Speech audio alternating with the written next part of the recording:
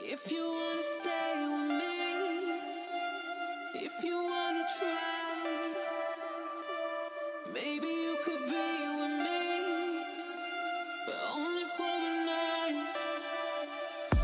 And I'll leave the window open, baby. Leave that key outside the door. We don't need to tell nobody, but I think I'm ready to belong.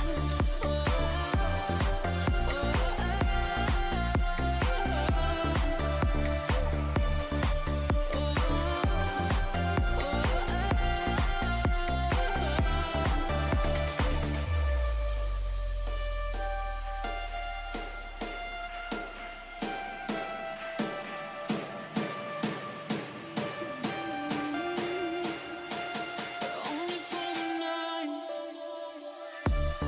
If you wanna stay with me, if you wanna try, maybe you could be with me, but only for the night. And I'll leave the window open, baby. Leave that key outside the door. We don't need to tell nobody, but I think I'm ready to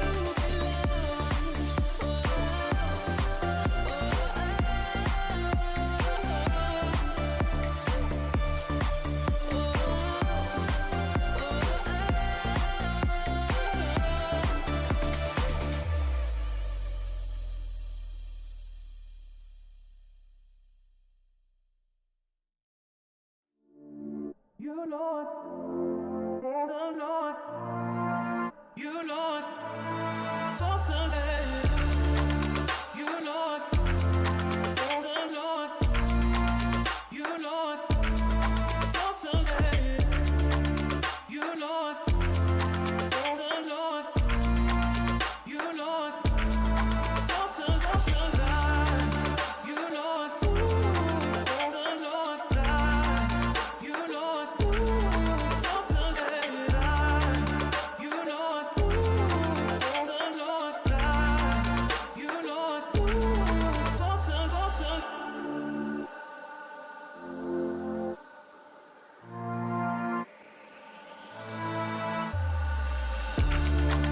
You know it, don't know it, you know it, for someday. You know it, don't know it, you know it, for some. You know it, don't know it, you know it, for someday. You know it, don't know it, you know it, for some.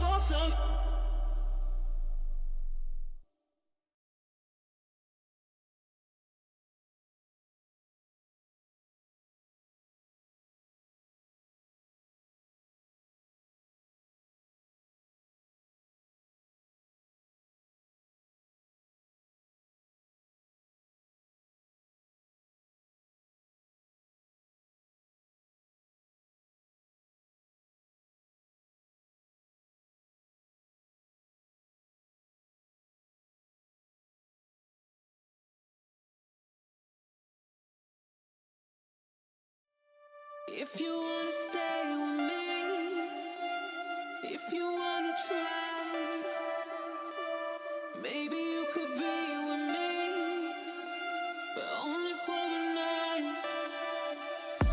And I'll leave the window open, baby. Leave that key outside the door. We don't need to tell nobody, but I think I'm ready to belong.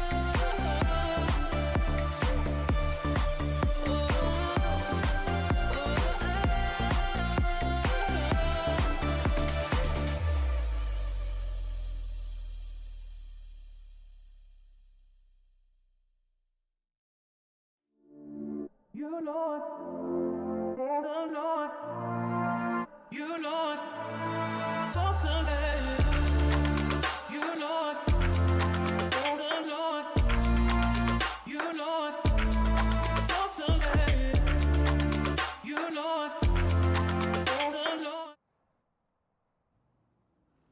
Good time zones, ladies and gentlemen, and welcome to the Southern 250 right here on the iCast Racing Network, powered by iRacing. This is round number 17 of the ISNF Racing Series, and we have a lot of great racing for you here today. Let's go ahead and take a moment, take a look here at our race information.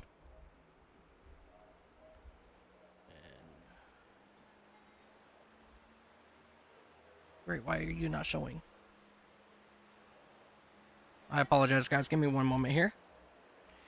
But I am Mike Taylor up here in the booth. With me today, we have the one, the only Dakota LaRue. And joining us here once again as well, making his debut with us, it is going to be the one, the only, Pat Wilkinson. Dakota, Pat, how are you guys doing today? Doing good, can't complain. Nice Yeah. to be back here after Charlotte a couple weeks ago. Excited to be back, especially Darlington. This is a fantastic place for some racing out here tonight. I'm extremely excited. Absolutely. And Yeah, it should go ahead, Dakota.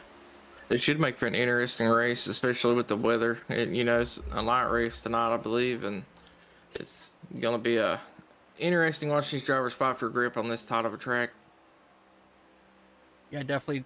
Grip on this track is definitely going to be one of the things we're going to be watching here today. And joining us up here in the booth is the one, the only Matt Metler. Matt, how are you doing today, sir? I am doing fantastic. It's the lady in black tonight, under the lights, the way it should be.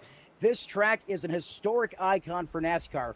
Built post-World War II era, this track has history, it has nostalgia. Oh, and you better bring it flowers when you unload here. If not, she will bite you. Hopefully, one of these drivers has what it takes to tame that lady and punch her ticket into victory lane. But you got to keep it locked right here to find out just who that is when all is said and done. And I like that you called it the Lady in Black, but I call it the Kiss of Death because it's so easy to kiss that wall and die. Yeah, Especially absolutely. at the high speeds, these cars can come off these turns. You get a lot of speed off the turns, especially out of turns 1 and 2. You can really ricochet into the wall into 3 and 4 if you're not too careful out there. Yeah, definitely. Taking a look now here at our race information, we are going for 138 laps around the Lady in Black for 250 miles. Your stage brakes will be on lap 45 and 90. These drivers, as always, have 60% fuel. They will have 5 sets of tires. Your hometown heroes is going to be Chase Harden from Somerville, South Carolina, Charles Robertson from Niceville, South Carolina, and your defending winner is Michael Hoffladason. Your Larry McNugget is there's no repeat winners here at Darlington in all 9 races that have happened here at Darlington.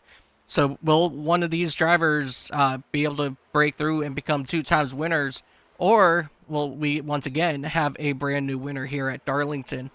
But first, we got to get through the 250 miles, and this is going to be very interesting for us here today. Your weather is 67 degrees, humidity 93%. It is, partly cloudy today with winds at 9 miles per hour. And your current track temperature is 68 degrees. So there's going to be a little bit of grip on that racetrack tonight. So with that being said, what are we looking forward to the most about this racetrack tonight? I think right off the bat, how this track is going to transition as it takes rubber. These teams are going to have to stay ahead of this racetrack. It's one of the most dynamic surfaces out there, if you ask me, as far as the characteristics, how it's going to change throughout the course of the night. And as Darrell Waltrip used to say, comers and goers, I think that's going to be a big part of the equation this evening. I couldn't agree with you more, Matt. This track is renowned for being very tedious at times, especially at these nighttime hours. This track really tends to cool down quick. Despite South Carolina air being usually pretty warm out there, I think that they're going to have a heck of a time on these tires when they're fresh off the pits. These guys are going to be all over the place on the straights if they're not too careful. As I chime in here, I would also like to say, you know, the side-by-side battling, especially on this cold of a track, is going to be even harder than it already is typically, as these drivers are probably going to be pretty loose, I would imagine. Yeah, and real quick, as we get ready to get these drivers lined up, you know what, let's go ahead and take a look at our starting lineup, or your starting lineup here, as we're getting ready to go green flag racing right here at Darlington. Starting on the pole, it's going to be Charles Robertson in that number 20 machine, followed by Angel Hernandez in the 45. Will Austin, he will start in P3 on the inside of row number 2, followed by Alyssa Sharp. Very strong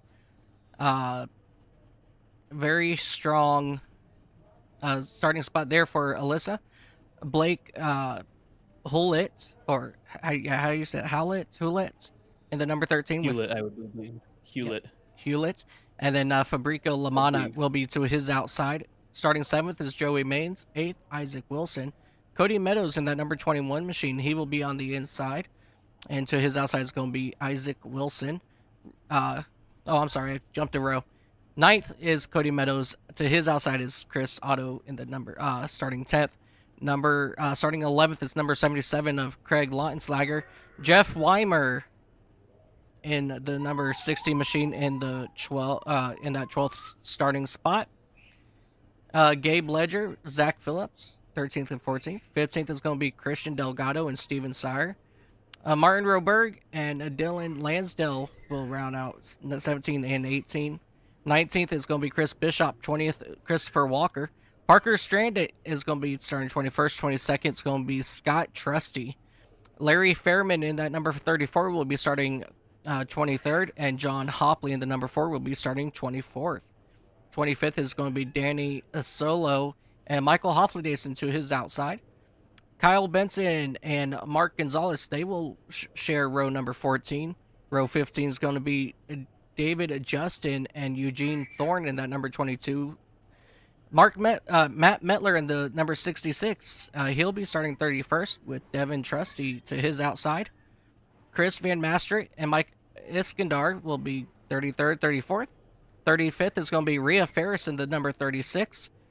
And starting 36th, it's going to be Eric Jorgensen in that number 7 machine. Ethan Farless and Dylan Smith will be in 37th, 38th. Starting 39th is going to be David Anderson and Brian Treadwell in the 78. And rounding out your 41 car field here at Darlington, it's going to be Bob Wyckoff. So we got a lot of good cars ready to rock and roll here tonight. And before we get down to picks and everything, let's go ahead and take a look here at your substitute drivers for today. Your substitute drivers in the number 22 is going to be Eugene Thorne.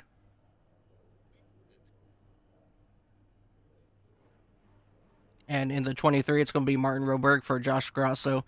Justin Barkley in the number 35 for Nicholas Johnson. Isaac Wilson will be in the number 47. David Justin in the 54. He'll be in for Andrew Miller. And Zach Phillips Sr., he will be in the 88 for Jordan Wicks today.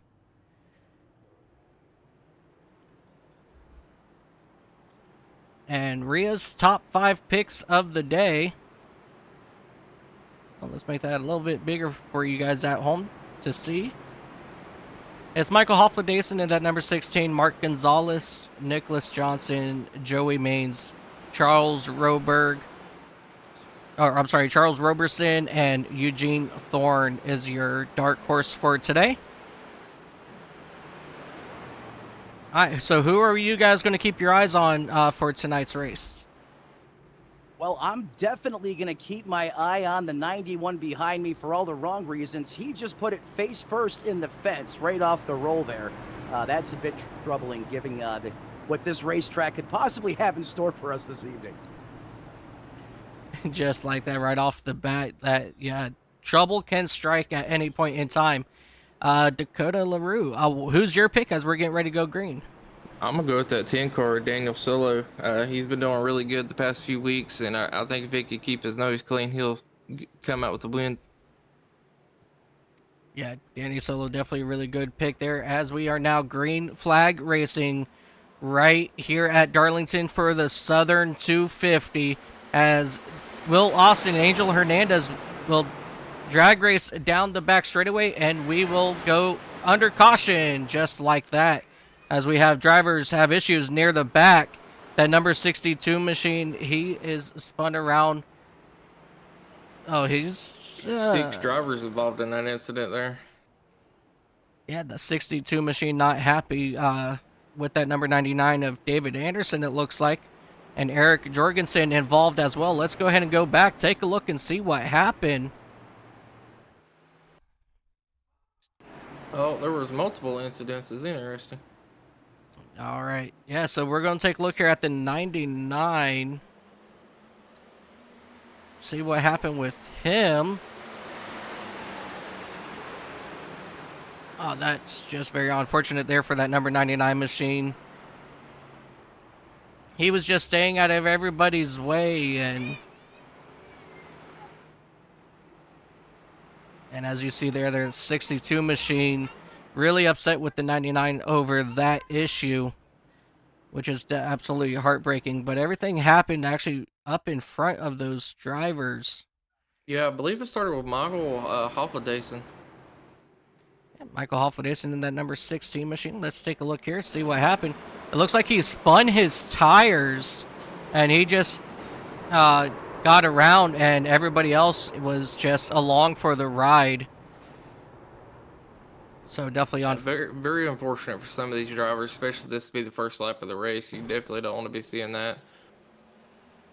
Yeah, absolutely.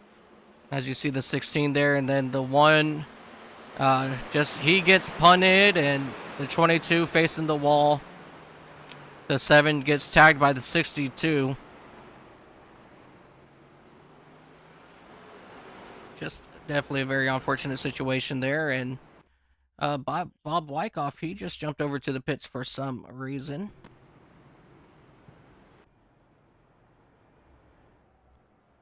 All right, so that's the start, and we were anticipating that very well with the drivers here. Does it surprise you that we already had issues that quick early on? Absolutely not.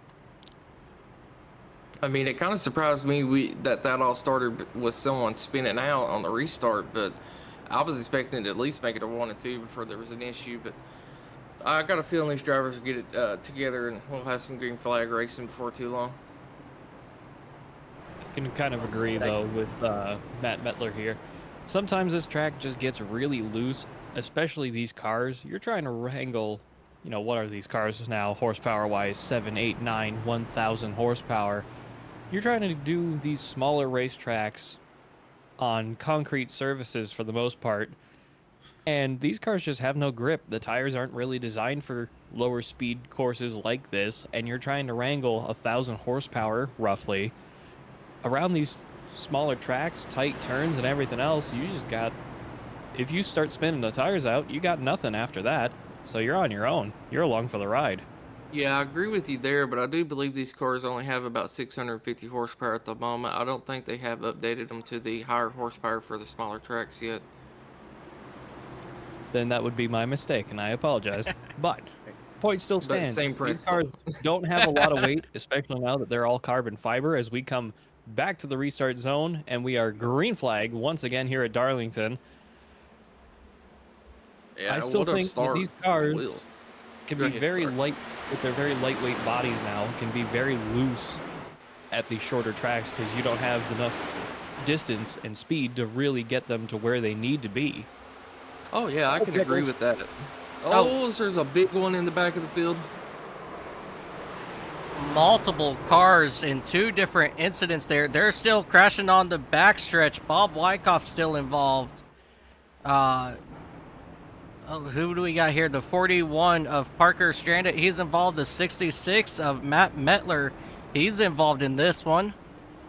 Oh, someone took a really hard hit to the inside wall. I'm not quite sure who that is because I can't see, but that looked really bad. Yeah, let's go ahead and go back here and take a look and see what happened here. Let's see, who was the first name to pop up in this incident? It looks like it's going to be Chris Otto in that number 6 machine. So let's go take a look here, see what happened to Chris Otto in that number 6 machine. He just pinched somebody in the wall, and then Dylan Lansdale crashed back here in the back. And the 34 machine of Larry Fairman, he was also involved as well. Yeah, I believe that 34 is the one I seen shoot across the track and hit the inside wall as he has a major damage to the front end of his car. Yeah, let's take a look here at Larry Fairman's view. It just happened so fast and, oh, hard hit. Definitely some very hard hits here. John Hopley involved as well. Let's go take a look and see what happened with him out of... As you see, he got turned off the bumper of the 20 machine. The 7 once again involved here. Yeah, just a lot of really good vehicles caught up in this one. Matt Metler as well. Yeah, that was a wild sequence of events there. In fact, going back to the first caution, that was a primetime entertainment behind me in my rearview mirror. This one here, it was popping off all over the place. And I think some of it may be actually starting with these restarts. We're getting a series of these very erratic checkups in the back. So we're kind of not in sync where you want to be to restart here. And I think it just escalates from there. But it happens so quickly. I had cars shooting in front of me left and right. And then I had a brief opening. And then as soon as I had that opening, it closed up and I had nowhere to go. And I stuffed it in there. And pretty sure the car is going to be done for the evening, which is not the result I was looking for. But out there on the racetrack, it is really slick with these cooler track temps. And I think that's the main culprit right now. There's just no grip. You can't get going. And it's like you're on ice skates. Yeah, the first few laps in these vehicles are absolutely slick, as these tires are not even warmed up yet, even though we've been running multiple laps under caution now. You know, it takes a while for these tires to get warmed up, and without that grip in these tires, you know, it's very unfortunate. Yeah, especially with the new tires, as we've switched to like GTB tires, it really takes even more laps than most people would assume for them to get heated up, and they cool off so quick. Like, it takes no time for these tires to lose all the heat. Yeah. One thing I want to add before I cut you guys off, I'm sorry. These tires, this tire, excuse me, tonight is very back to green. Yeah, hit us up a next caution as we do go back green flag. Will Austin, Angel Hernandez once again bringing the field into the restart zone, and we are green flag racing once again here at Darlington Raceway. And Will Austin, he will get up a good chunk there, and look right behind them. You have that number 17 of Alyssa Sharp. She's coming in real fast, looking to make some noise. Yeah, that was a very good pass on the inside there on that restart from the 17.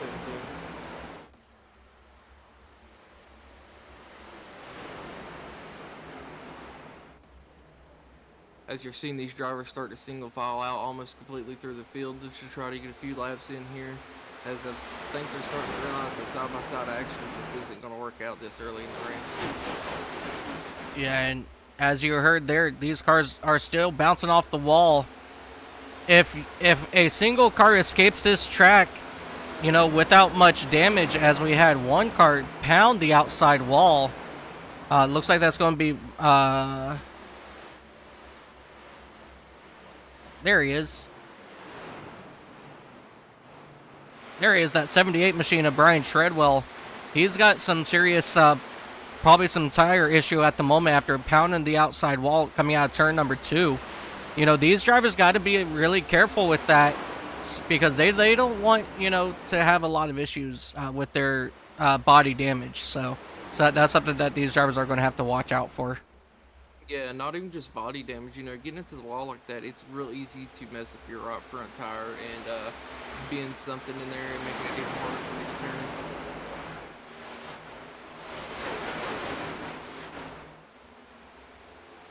Yeah, definitely. As you see quite a few more drivers bouncing off that wall as we do go back under caution. And it is looking like it's going to be for that number 5 car of Steven Sire and also Charles Roberson. He's looking the opposite direction. Guys, slow down. It is caution. As you see the number 99 of David Anderson hit the outside wall as well. Let's go back here and take a look, see what happened here once again. Yeah, and while you're taking a look at that, I just want to give a shout out to the 71 for Chris Bishop. It feels like you've seen him being able to dodge the 5 car there. Yeah, and then unfortunately you saw Charles Roberson get around there. Then just a couple cars trying to slow down to miss it, and just unfortunately, with them dodging the way they have been, they just ended up going around as well. Matt Metler once again looks like he was involved in that number 66 machine. I know Matt Metler's listening in. Matt, get your crap together. Let's go. Hey, we're done. I tried to get it back out there. The steering on that car is horrendous. And I think it's only got about 3 tires on the ground right now. And due to safety for the other drivers out there, we're going to keep that thing in the hall or the remainder of the evening. It's toast. So if I could take a moment, Pat, you got anything to say about that last rig there, bud? Yeah, I apologize. I've been quiet. I've been trying to fix some technical issues on my side to make everything run nice and smooth, make myself sound like Peggy Lee. But just, again, a lot of just unfortunate racing out there tonight like we saw at Charlotte a few weeks back. I think these guys are trying to push a little too hard, a little too early. We're not really getting a lot of good racing stretch, I guess you could call it, to where these cars are really starting to warm up, the brakes are coming up, the tires are coming up. We got a long way to go out there tonight, and I think these guys are just trying to rush it and get it done. So I think everyone needs to slow it on down a little bit, get some good temps, everything up, and hopefully once we go green flag again, we'll see some good racing. Yeah, That's I can a agree great with that. point. Go ahead, man. I was going to say that's an excellent point, but the only thing I want to add to that, it has to be a group effort of all the drivers out there to do that. If you have one driver that says, hey, I'm going to take it easy, and everyone else is going 110% like it's 15 laps to go, that driver that's actually taking it easy can be a hazard out there on the racetrack. It's got to be oh my goodness, a collective effort from all these drivers out there on the field to say, hey, we got to slow this down. Let's get back to the basics of running this racetrack, and then we can pick it up from there as we get some confidence under our belt. I couldn't agree with you more on that as well. That is a fantastic point. Yeah, definitely, for sure. Alrighty, Mike, you ready to bring us back to green? I believe the lights are out on the pace car. Yeah, absolutely. The lights are out on the pace car coming out of turn number 2 down the back straightaway. Something these guys are going to have to really start paying attention to. Remember, these tires are still cold. Let's get some decent few laps here under our belt, and then let's really rip them up open and let them get flying. So Will Austin, Alyssa Sharp, they will bring your field to the green flag this time by. Alyssa Sharp, once again, she's doing a phenomenal job in that number 17 Kroger Ford Mustang out front. So I'm really looking forward to her having a really good, strong finish here tonight. And they are heading back to that restart zone, and we are green flag racing once again here at Darlington. Will Austin and Angel Hernandez both have a really good start, but that outside lane of Alyssa Sharp, she just did not get going like she wanted to, but that will bring them single file for the top 4 as we have side-by-side racing back here for right about that 7th position of Cody Meadows in that number 21. Little contact there between Craig Lautenslager and Cody Meadows heading down into turn number 3 and 4, still side by side on the exit of turn number 4. Yeah, those two are racing really good right now. A slight bit of contact, no harm, no foul. I mean, they kept it out of the wall, but what a show Couldn't agree with you more there. These guys are really trying to run hard Again, this is a little bit of what I was saying earlier. These guys might be running a little harder than they really need to be, but they're keeping it clean. They're keeping their cars fast, and that's what's going to be important in the long run as we complete 17 laps this time by start of lap 18. Heading back into turns 1 and 2. Yeah, go ahead. I believe part of the issue is like Darlington is one of those tracks where you have to get to positions in the first few laps because after that you're kind of just stuck behind the person that's in front of you. So I think a lot of these drivers are taking that to heart and actually pushing a lot harder than they need to be and getting damage to their vehicle, which is going to end, in their day instead of them getting that position they want. Yeah, it is so easy to break a tow link on this vehicle. And, yes, it is something that, these crew members can fix, relatively quick. But that's still track time or track position, I should say, here at Darlington, as you see Cody Meadows once again trying to attack Lautenschlager on the inside, heading into turn number 3, but it's so hard to pass at this track because it's really a one-groove racetrack, and the racing line itself is not that wide. As you see them continue to run side by side now through 1 and 2, that's all the racing line you really got here. And if you break something on your car, it's going to take a lot of time and effort to get back up to your position. As these drivers now go back through turns 3 and 4, still side by side. Yeah, and you would imagine that 1 and 2 would be so much easier to pass in, but I'd say that's the harder corner to pass in. It's just so much harder to keep the car down. You're carrying so much speed with such minimal banking, and the track's slick. So the inside line tends to slide up into the outside, and causes the issue just like we saw there, where they almost collided and got into the wall. Yep, Danny is solo in that number 10 Chevrolet for Colleague Racing. He had some issues. Let's go back real quick, take a look, see what happened to him out of turn number 4, I believe it was. Yeah, he just got loose a little bit and just did the gas tank slap, and he was able to hold it down off the wall. So out of the racing group, so we will stay green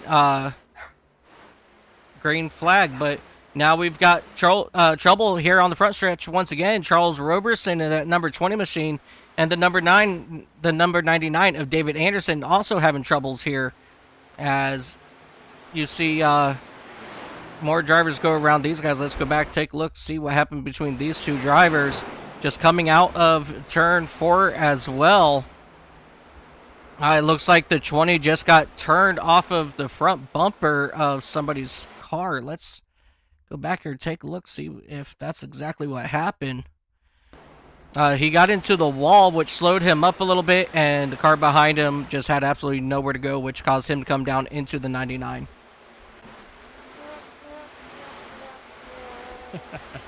Exactly. I wouldn't say there was much need for that, but I can agree with you there. That was not me. I want to make that clear. To just how uneasy these Oh! are in the low speed. Sorry, the 19 of Ethan Farless gets mega loose out of the corner. He's able to keep it going straight. Let's come back here and take a look and see what happened. I apologize about that. So Ethan Farless, he just got down onto that little bank transition and got up into the 6 of Chris Otto. Chris Otto was able to keep going, but Farless, unfortunately, he kept going down towards the inside of the racetrack, but still no caution. It's a miracle that we've been able to keep going to this point, as our leader, the number 43 of Will Austin, the number 43 Dollar Tree Toyota, is just really kind of running away with it out there. Heading back to the start-finish line, lap 26 completed of 183 here at Dover. Again, this is really one of the tracks that I would consider to be a problem child, especially for cars like these, and especially the pickup cups. They just don't have a lot of weight over that rear axle, and at low speeds, these things just can snap right around on you if you're not too careful. you got to really be on it, and especially with the slightly unique layout to Dover, excuse me, not Dover, Darlington. Sorry, wrong place. The shorter turns 3 and 4, and then the wider turns 1 and 2 can really throw people off sometimes. Once you get into that autopilot mode, as we have a caution out on track. Yep, the caution is out for the number 13 in the Mobile X Chevrolet for Coolidge Racing. Let's come back, take a look, see what happened to him on the exit of turn number 4. He just got a little bit loose and then just came down, barely hit the inside wall, but he came back up across and hit the wall head on the outside, and he held his brakes just like as he should, and everybody was able to get around him just fine there. So, somewhat of a heartbreak there for that number 13 machine, but now it's going to give all these cars that just had issues, time to take a breath and come down pit road to get 4 fresh tires. Couldn't agree with you more on that. Very unfortunate for that number 13, and apologies, that I missed the caution there. Got a little carried away myself. But especially here at Darlington, you just get into autopilot mode, and you're expecting, especially most tracks really, like Bristol and Dover and Daytona and all these big tracks, smaller tracks. Those have what I would call a more normal setup, where they have 2 turns, or 4 turns in NASCAR's case, that are all the same. They're all the same banking, they're all the same turns, outside of road courses, of course, but Darlington's just that little bit different. You got that slightly tighter turns 3 and 4, and that's what makes this track a little bit more interesting, and what makes it a very tricky little track to try and get around. And in my opinion, it's a very fun but very frustrating track to be on. And Pat, not to cut you off here, Mike, do you mind going into your OBS settings real quick? And Already just giving did. Pat a little bit of a boost. Already did. Okay, thank you. Yep, I saw the message there, and I want to make sure everybody is heard just the same, so I'm just going to double check, boost him up just a little bit more in our Discord as well. Yeah, I think he needs just a little bit more, because I was watching the broadcast myself and noticed he was a little on the quiet side. You can hear him, but he's a little on the quiet side. I apologize for that. I've been working all morning, and it's 6 o'clock now. We just finished before we went live, really, and I've had a long day, and I've been basically screaming for the majority of the day, trying to get things done at the house. So my voice is a little shredded at the moment. And it's I don't alright. think it has. It's all right, man. I mean, we had this issue every now and again, and like today, for instance, I got a new microphone, so I might sound a It's little all too good. loud. Don't worry about it. Yeah, you sound loud, but you sound so good as well, as the drivers are going to come out of turn number 2, and we're going to get ready to go back green flag racing this time by. Yeah, I mean, that's Go one of the ahead, Mike. things. I apologize. That's one of the things, with live broadcast. Is sometimes you just have to adjust on the fly, and we normally don't have somebody who's watching us. That can just like automatically like turn us up, turn us down, and everything else like that. But I mean, that's something that I should actually consider probably here in the future, is have somebody say, hey, we can't hear this person, or you're too loud, or something of that sort, as we're getting ready to go back green flag racing. No, you're not. Absolutely love the sound effects that we are getting That one As- was me that time. as Angel Hernandez, he will overtake that top spot with Fabrico Lamana up in that second spot. Alyssa Sharp's still back in that number 3 spot. Kyle Benson in that number 33. He's up here in that number, up in that 4th spot. He's doing really good so far. Moved up 23 spots since we've gone green. I have to also commend that restart from Angel Hernandez, excuse me. English failed me for a second there. That was a monster of a restart, and he just took off like a bullet into turn 1. I am amazed that he got that good of a run off the restart. That was incredible, in my opinion. Yeah, that was an incredible restart for him for sure. as we have John Hopley. He's having some issues in that machine now. As let's see if we can go find him real quick here on track in that number 4. He will pull off. So let's go ahead and go back real quick, see what happened. Just I'm gonna be honest. I don't think that was on him. that was not on him. Everybody was checking up, That was and not on him in the slightest. That was a demolition on him, if anything else. Yeah, that looked like an attempted murder. I mean, this is gonna be point blank and honest there. I've seen Law and Order episodes that were less violent than that. as we have that 33 now, Kyle Benson attacking to the outside of Alyssa Sharp. Sharp will be able to get around him again, and here comes that number 48, Joey Maines. He's looking to make some noise up here as Alyssa Sharp gets up into the wall, as the two behind them are still running side by side, a little bit loose there out of Maines out of turn number 4. And now here comes Cody Meadows in that number 21 getting around Maines. Yeah, and the 45 now that they've gotten to the lead is doing such a good job at pulling away from the field right now. They're running pretty consistent lap times, and everyone else is kind of struggling to get caught up here. As you see the 44 getting into the wall in 3 and 4 there a little bit. He also scraped the wall off the turns 3 and 4 a few laps ago. Oh my God, they're 3 I wide. saw that. And we are 3 wide here at Darlington. That is a incredibly brave move. As a huge one. It didn't work out. 21. That was a big one. Yeah, not exactly sure, y'all, this ain't Daytona or Talladega. This is fun. We're having fun. All right, sorry, I had to do that one. I'm No, done. that one was justified, admittedly. And I'm having radio problems on my side, so I can't even get a good view of it. But man, that was just bad planning on my part, on everybody's part there. That I was knew just as soon terrible. as it was 3 wide, we was about to see something Oh, happen yeah. there. Oh man, the 23 there, just an innocent bystander and all that as well.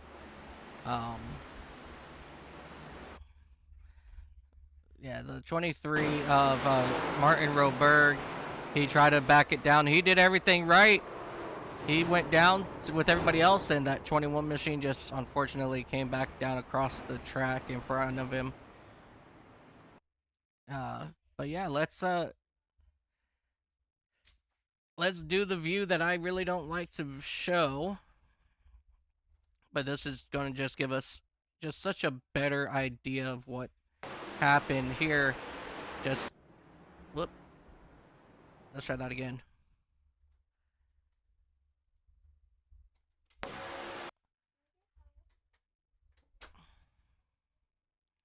Yeah, just side by side going wrong. The 21 comes up the track. Alyssa was already up in the track. So, I mean, if Meadows wasn't there, I think everything would have been just fine. But unfortunately, as you guys see, that is not how it happens. And everybody is just along for the ride here as well.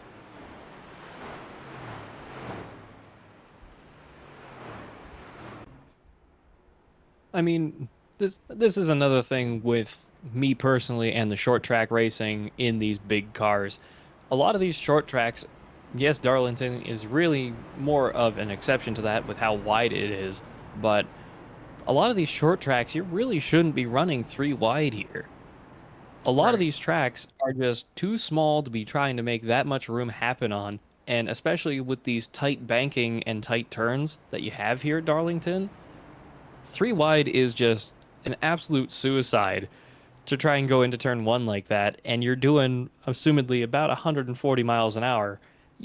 Of course you're going to lose a grip if you're all the way on the bottom, and of course you're going to be sandwiched if you're in the middle or on top, because you're trying to run a line that doesn't exist, and it's just a bad idea.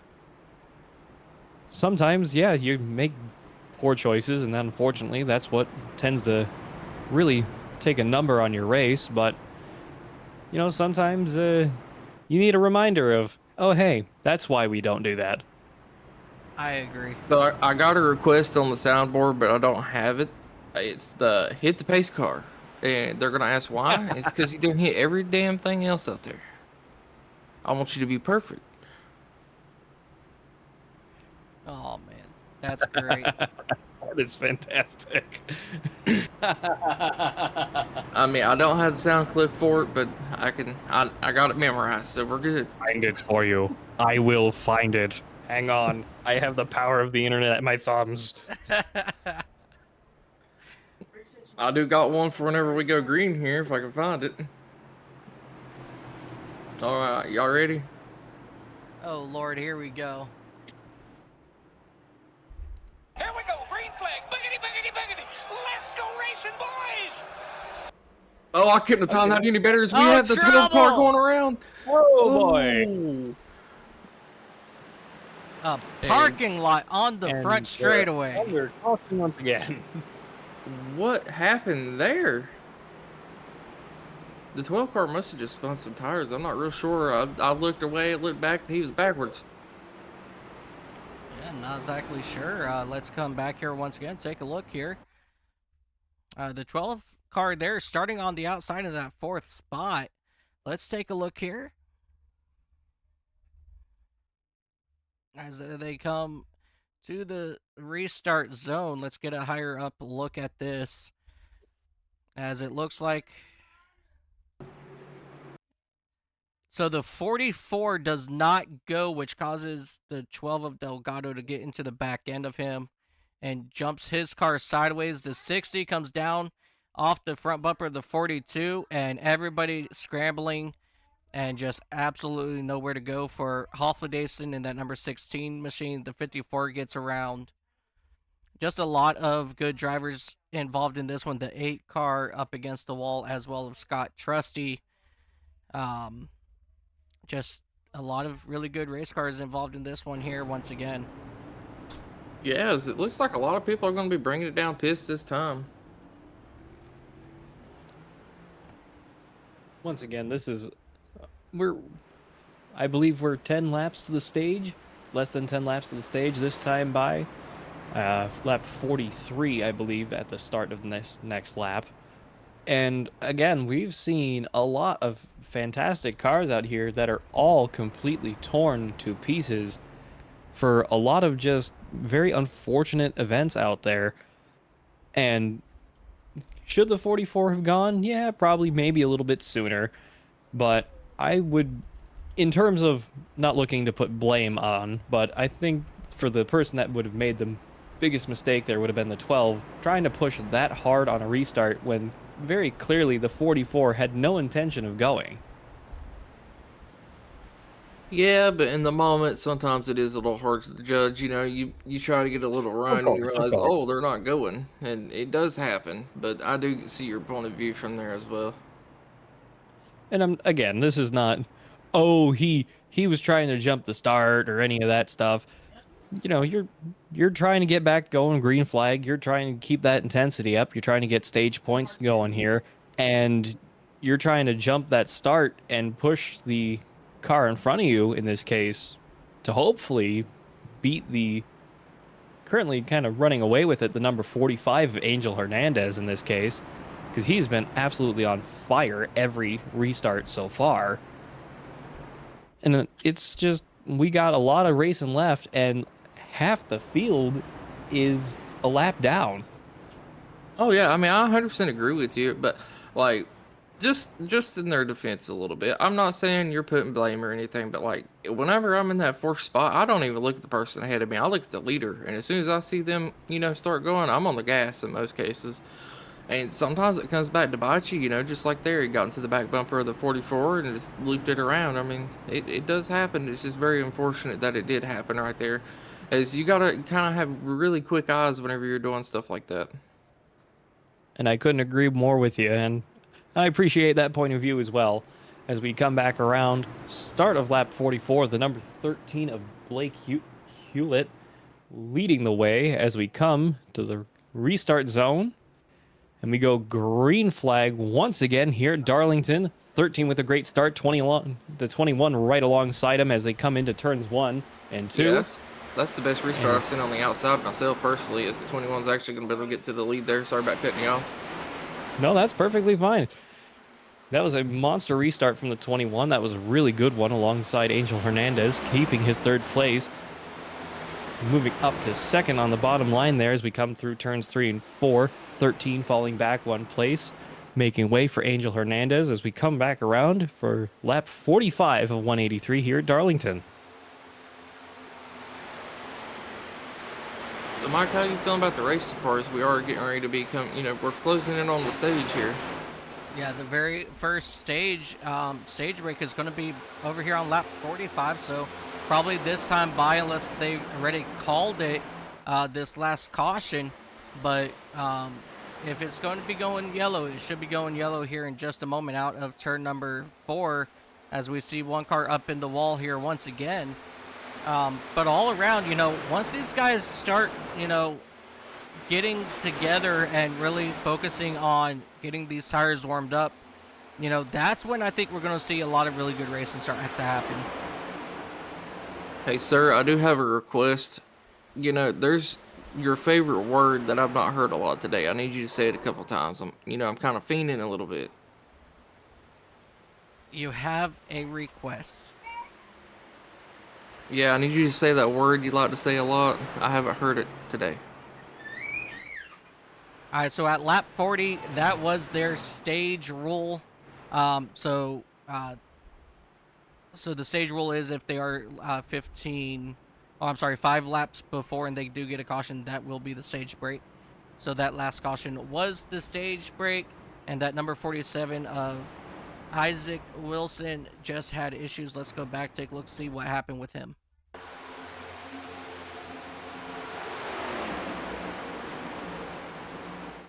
Coming up here through turns 3 and 4. He just pinches the 54 while the 54 was up in the wall.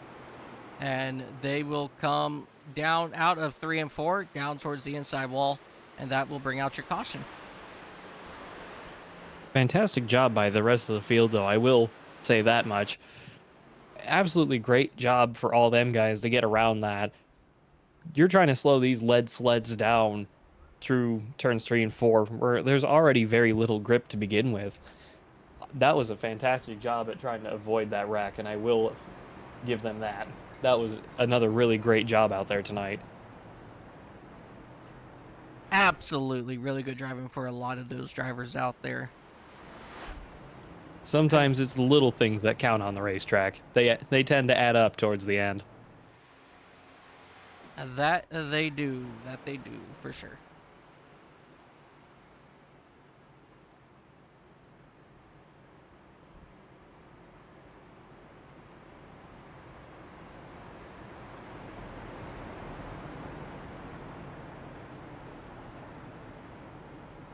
So about that airline food. No, I'm just kidding. Sorry, the silence was too uncomfortable. I had to throw something in there. No, I'm just looking at a couple things here on my YouTube while we're under this caution, and something I'm having issues with is, like, right now on my YouTube channel, I have the iRacing Sim NASCAR Favorite Cup Round 17 going, and I also have another one for the league that I'm supposed to be broadcasting for tomorrow night. That video is going as well. Yeah, so... Well, it's a Microsoft product now. Well, no, it's a Google product now. That's even worse. Yeah, so I think I'm going to have to go through and start deleting some of these upcoming races out of my playlist and everything, and then go back in and repopulate them, because that should not be happening. And I apologize, Fast Action Racing Series, you guys are not live right now. Sometimes that's just the way these internet things go. Yeah. I can't... You would not believe the amount of botched broadcasts and things I've had over the time. And unfortunately, due to financial constraints, they are only going to continue, really. But hopefully we can at least do a good show of them, regardless of how well my computer operates. As we come back around to start lap 50 here at Darlington, getting ready for the green flag once again, entering the restart zone. Green flag is out. 21 launches off the line, getting a little squirrely as he enters turn 1 completely by himself. The 45 and the 77 chasing him down as we come through turns 1 and 2. Yeah, definitely. That 45 is potentially going to catch his 21 here, as he's had a lot of speed, and you see him rocketed down the backstretch looking to go to the inside of 21 of Cody Meadows there. And he does with seemingly no problem, really. He's already down on the inside line, exiting turns 3 and 4, and he's by him as we come back around to start lap 51. 21 trying to chase him back down into turns 1 and 2. 45 off the gas a little early. 21 catching him up, running right up against that wall.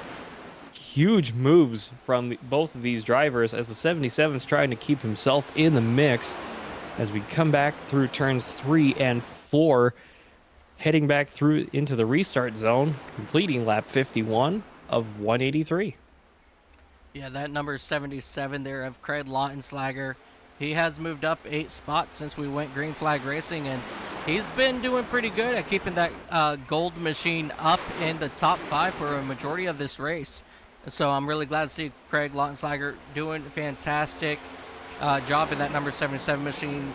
You know, he is looking for his 3rd win of the season, so we're excited to see what he can do. Couldn't agree more. As a fellow Chevy driver, I am very happy to see one of the Chevrolets, at least in the top 3, chasing down that number 21 Ford as he enters turns 3 and 4 once again. The number 45 of Angel Hernandez seeming to just run away with it once again. Or excuse me, turns 1 and 2. I'm sorry, I lost track of where I was. Don't Yeah, worry. the 45 is doing a really good job, especially once, you know, he is able to get up to the lead and just keeping that momentum up and keeping it out of the wall. As you see the 2 behind him struggling a little bit and kind of battling and getting into the wall, losing even more time potentially here. Angel Hernandez, he is always wicked fast. No matter where we go, with 133 starts, he does have 15 wins, 85 top 10s, and he is also a 3-time champ. He is a 3-time champ as Steven Sire goes around here once again. Alyssa Sharp in that number 17 machine. She's going for a ride down in there. Slightly bounces off the wall. But no harm, no foul for Alyssa there. But yeah. As I was saying, you know, for Angel Hernandez, there's a reason why he is a 3-time champ for the ISNF series. As you see Steven Sire start to pull away from the racing accident scene. Let's go back, take a look, and see what happened here to Sire out of turn number... Oh, I believe this was turn 2. He just had brushed up the wall in that number 99. No, I think that's the 88 machine. That's the 88, yes. Coming off of turn 4, I believe. Yeah, a lot of damage there for Zach Phillips Sr. in that 88 for Trackhouse. Very unfortunate situation there. Let's go back and see what happened to him. We're going to ride on board with him. Just coming out of the turn, Sire had to lift not to hit the wall and just absolutely nowhere to go. And that's all she wrote there for him. And then that 17 of Alyssa Sharp just trying to back it down, and that transition just ended up whipping her around into the inside wall, unfortunately. This is another one of the tracks like Charlotte, in my opinion, where there's not a lot of real room to work with.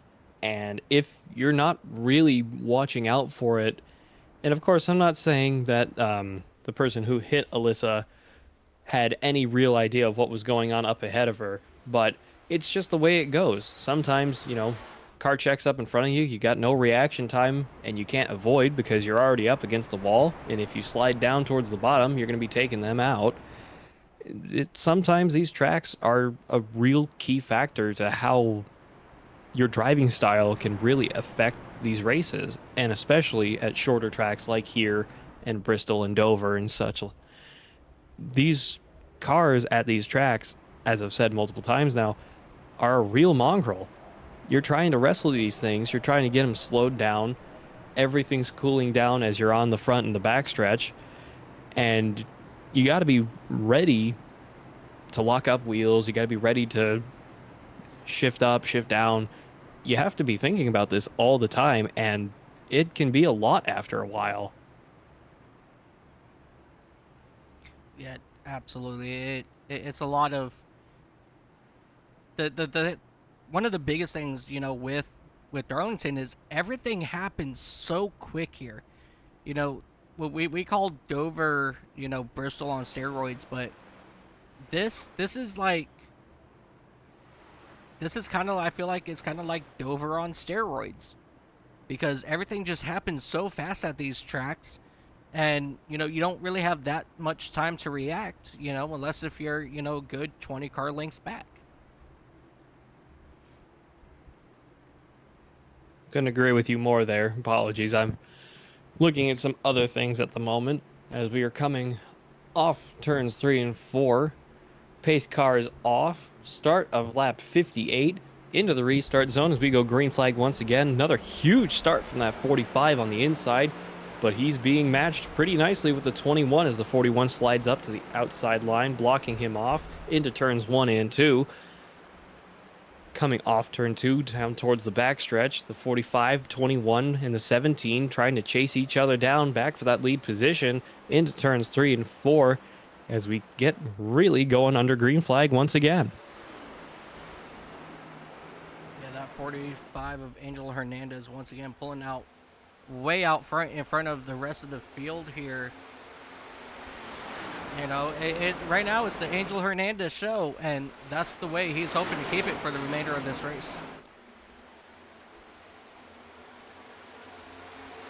Couldn't agree with you more there. He is just absolutely rocketing off the restarts. Maybe he's running something.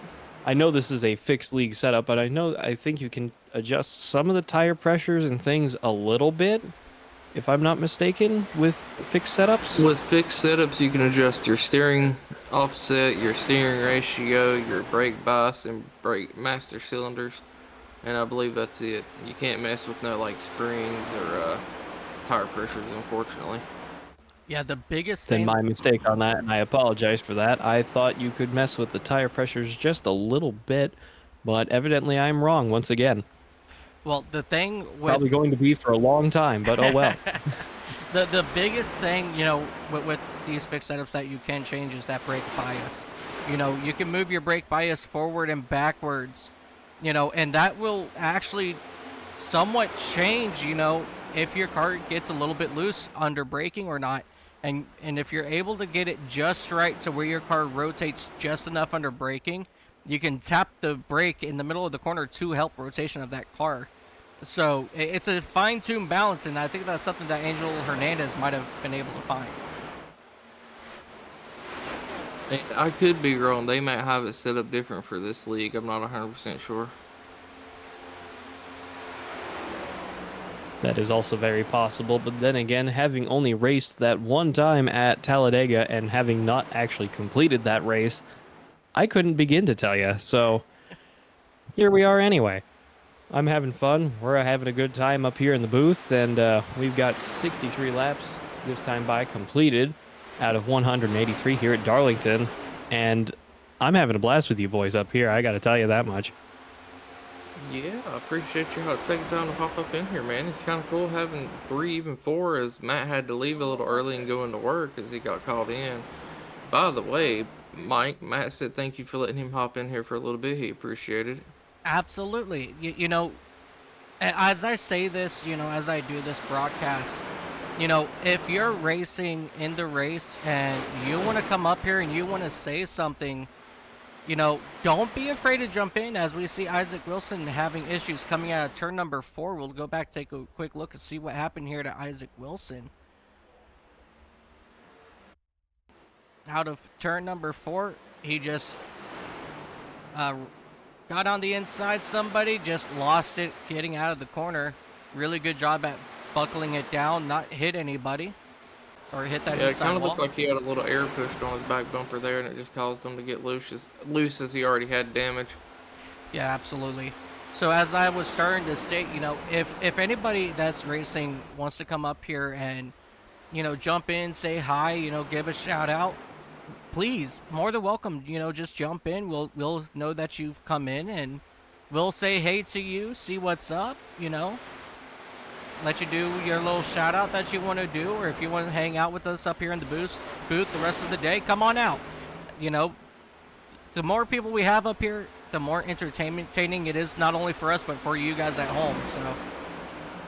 So any racers that are listening in, even after production is done, if you ever see us up here, come on up, say hi, don't be afraid. We don't bite, only bite on Saturdays. I mean, there's not much else we can. Oh wait, just come on up, say hey, and we'll have a good old time up here. Yeah, and I just want to take a moment to say, my pick of Daniel Solo there, up 21 spots from the start of this race in that team car, and currently sitting P4. Massive work from him, I have to admit.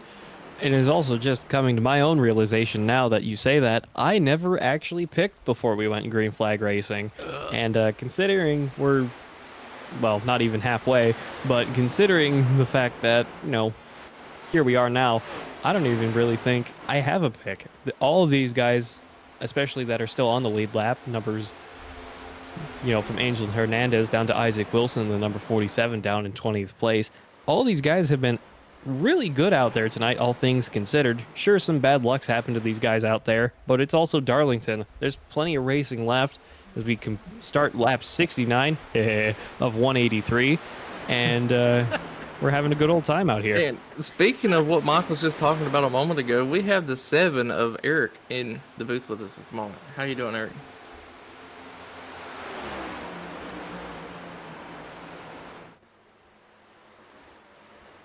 Dude, all right, we'll come back to that in a moment. Eric, there you are. Eric Jurgensen, do you got a copy, sir?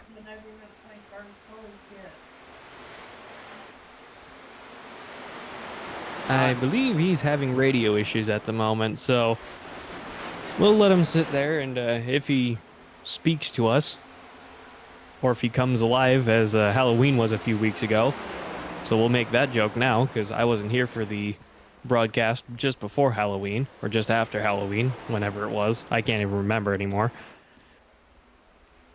Yeah, Lap 71 of 183 as we come around. Turns 1 and 2. Angel Hernandez still leading the way here at Darlington. Yeah, as we see a battle up here between Kyle Benson and Jeff Weimer in that number 60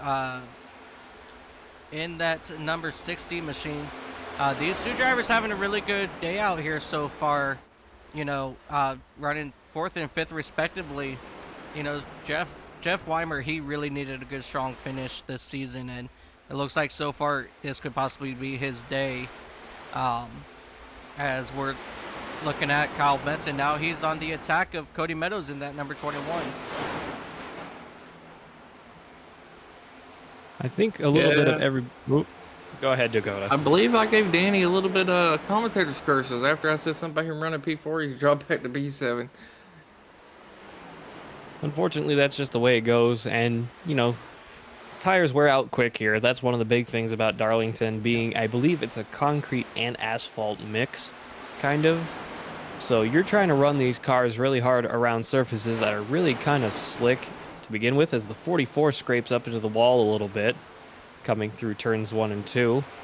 But, again, you're shredding these tires. You're trying to run these cars as hard and as fast into these corners as possible, while also not losing too much speed or not having understeer and sliding up into the wall, just again, as we saw the 44 do. You got a lot of cars trying to fight their way to keep on the lead lap. You got a lot of guys trying to make up enough speed to get back on the lead lap through the lucky dog if we have more cautions. Well, when we have more cautions. But we still got plenty of racing left here to do. Lap 75 this time by of 183 here at Darlington. And we've got, I think, despite half the field being a lap down or more, or out in a lot of cars' cases, very unfortunately, we still got a heck of a race going on here. Will Austin in that number 43 machine, he just lost it out of turn number 4 and that will bring out our caution. It looks like from a quick glance before we got back to him, looks like he just tank slapped the car out of turn number 4. It And I also was looked like the about 9. to just say that these drivers were on the longest green flag run we have seen tonight, and I wonder how the pit strategies are going to start playing out. Yeah, It also, as I was riding around with some of our friends up in the top 20, it also appeared that the 9 was going really slow down on the apron for some reason. I don't see anything that would have been the cause of that in my timesheets here, but all we can do is really see what happens from now. We do have the caution, and a lot of guys, I'm assuming, are getting ready to pit because we're almost halfway into this race, and we still got plenty of strategy to have play out here. Do teammates try to work together? Do teammates pit together? Do you want to split half and half? Does nobody pit? It's really anybody's guess now.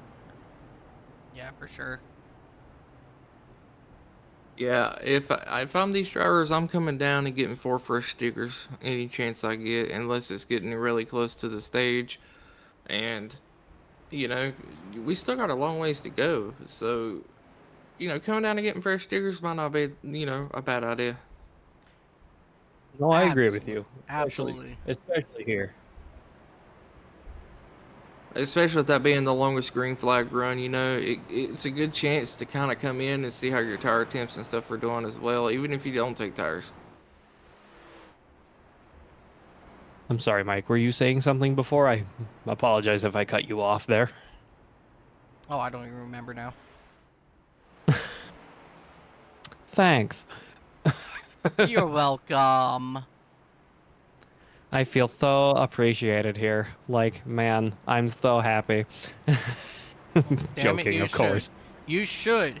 You know, we're all having a really good day up here, and you know, as you see at the bottom of the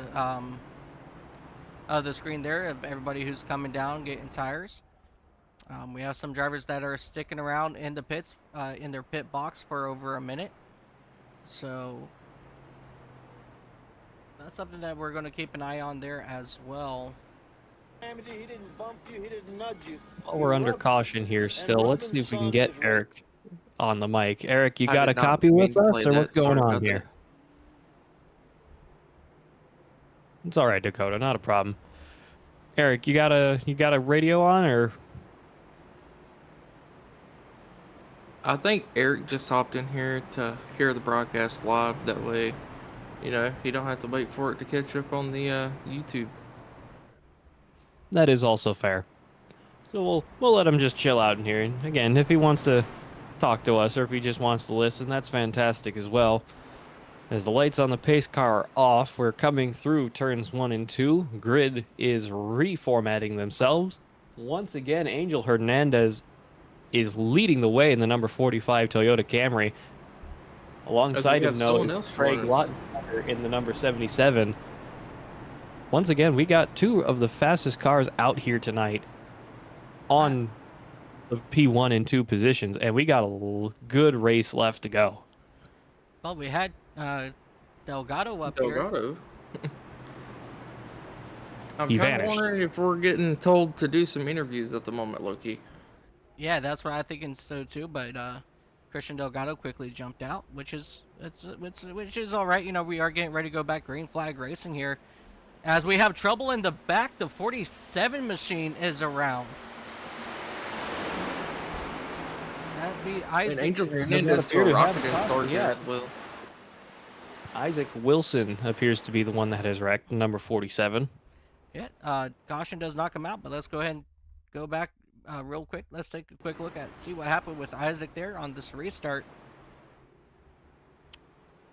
Well, green flag went, so he went, but the car in front of him didn't, and everybody just checked up behind him, and that sent him around.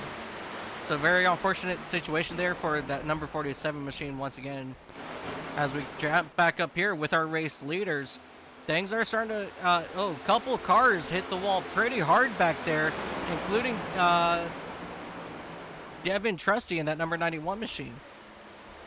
And Mike, I got something I want to touch up on here. We have 6 playoff drivers multiple laps down or DNF'd out of this race. Yes, that is very, very true. As I'm As it was. Oh, go ahead. Yeah, I was going to take a look at I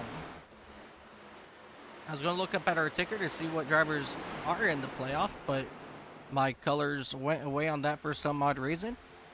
But it's okay. I've got another handy dandy sheet that I can just pull up here real quick. And I want to give a big technology. You gotta love when it fails. Oh, absolutely. And, you know, a big shout out here. A big shout out over to Chris Otto and that number 6 machine for putting this together for us every single week. So let's see, out of all these drivers here, Christian Delgado and that number 12 machine, he is multiple laps down. As we have issues. Caution out on track. Excuse me.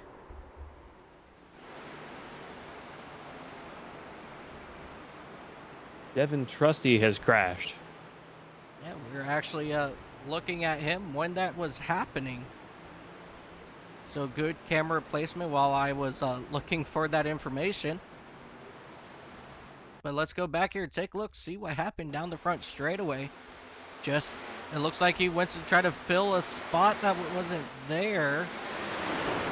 He got up into the wall and he got spun off the front end of that number 17 machine. And the 43 once again involved in this one here. So a lot of good drivers involved here. Yeah, and that's very unfortunate for the 43, who started out, near the front of this race and was leading quite a bit of laps there in the early parts of this race, and just been involved in a few incidents here recently, and it's just really affecting how the race is playing out so far.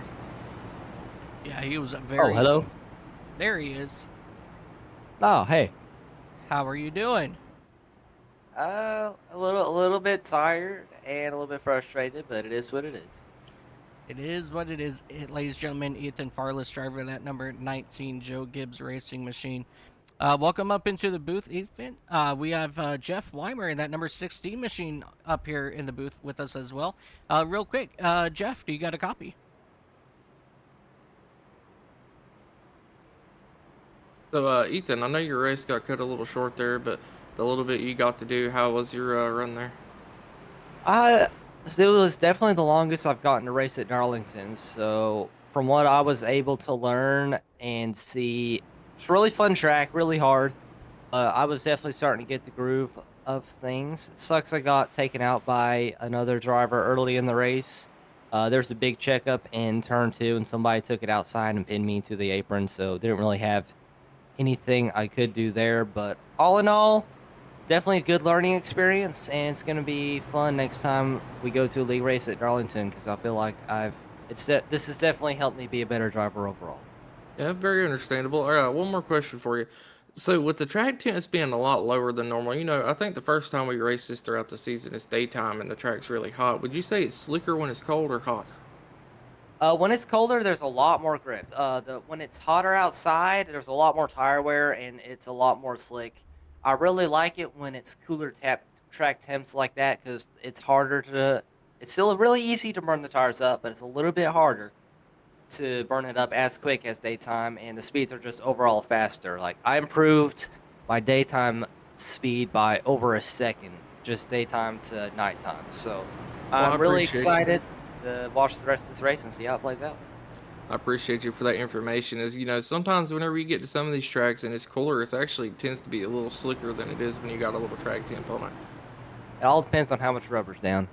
That is also a very true fact. Well, we appreciate you. Does anyone else got any more questions for Ethan here? No. Jeff Weimer, do you got a copy? He was moved And out. Jeff just left. Yep, All right, do you want me to move you back to JGR there, Ethan? Just drop me in general voice chat with my boys there. All right, give me one moment. Alrighty, we are getting ready to go back green flag racing once again.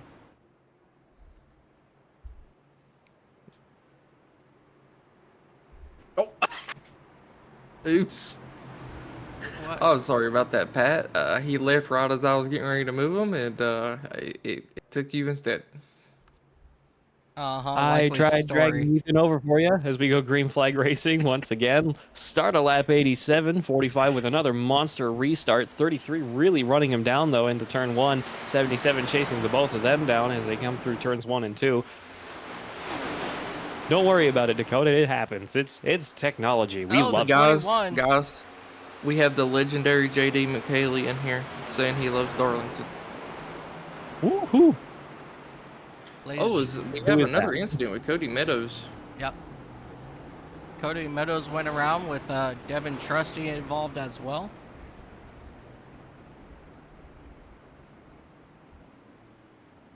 Let's come back, take a look, see what happened on the exit of turn 2.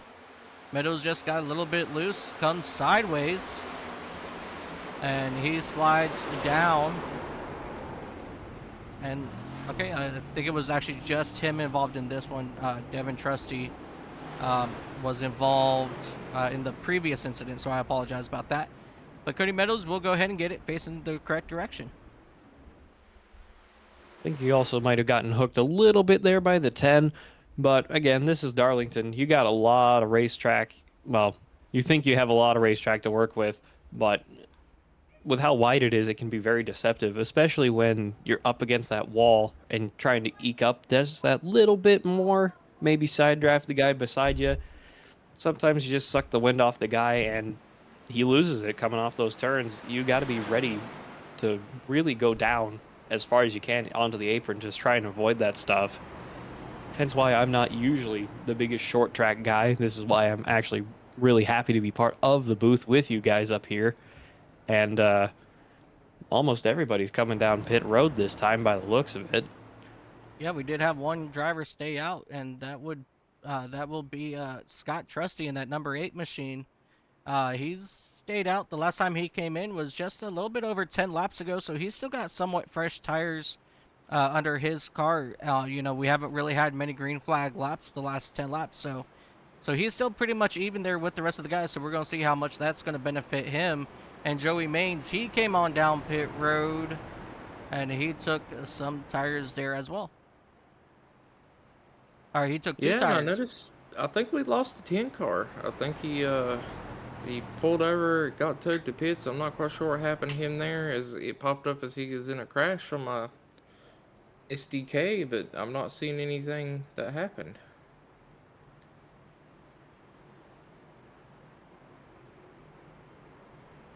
Yeah, I am showing that he's currently not out on track at the moment.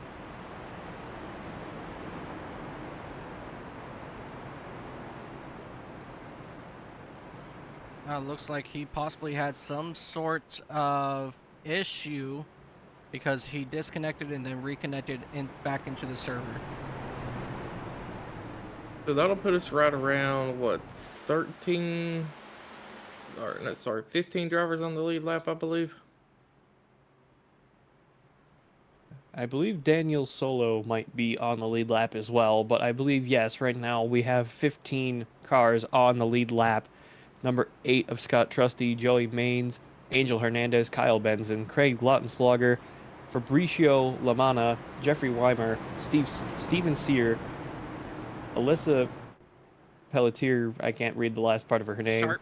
Chris Van Maestryk, Chris Bishop, David Justin, Martin Roberg, Isaac Wilson, and Mark Gonzalez are your top 15. As we come through to the restart zone off of turns 3 and 4, the number 8 car on the inside leading the way as we are green flag once again here at lap 90, starting lap 91 at Darlington. What a really good start there for Scott Trusty in that number 8 Chatters machine for RCR. This is only his 6th Cup start, and he is out here leading at the Southern 250 here at Darlington.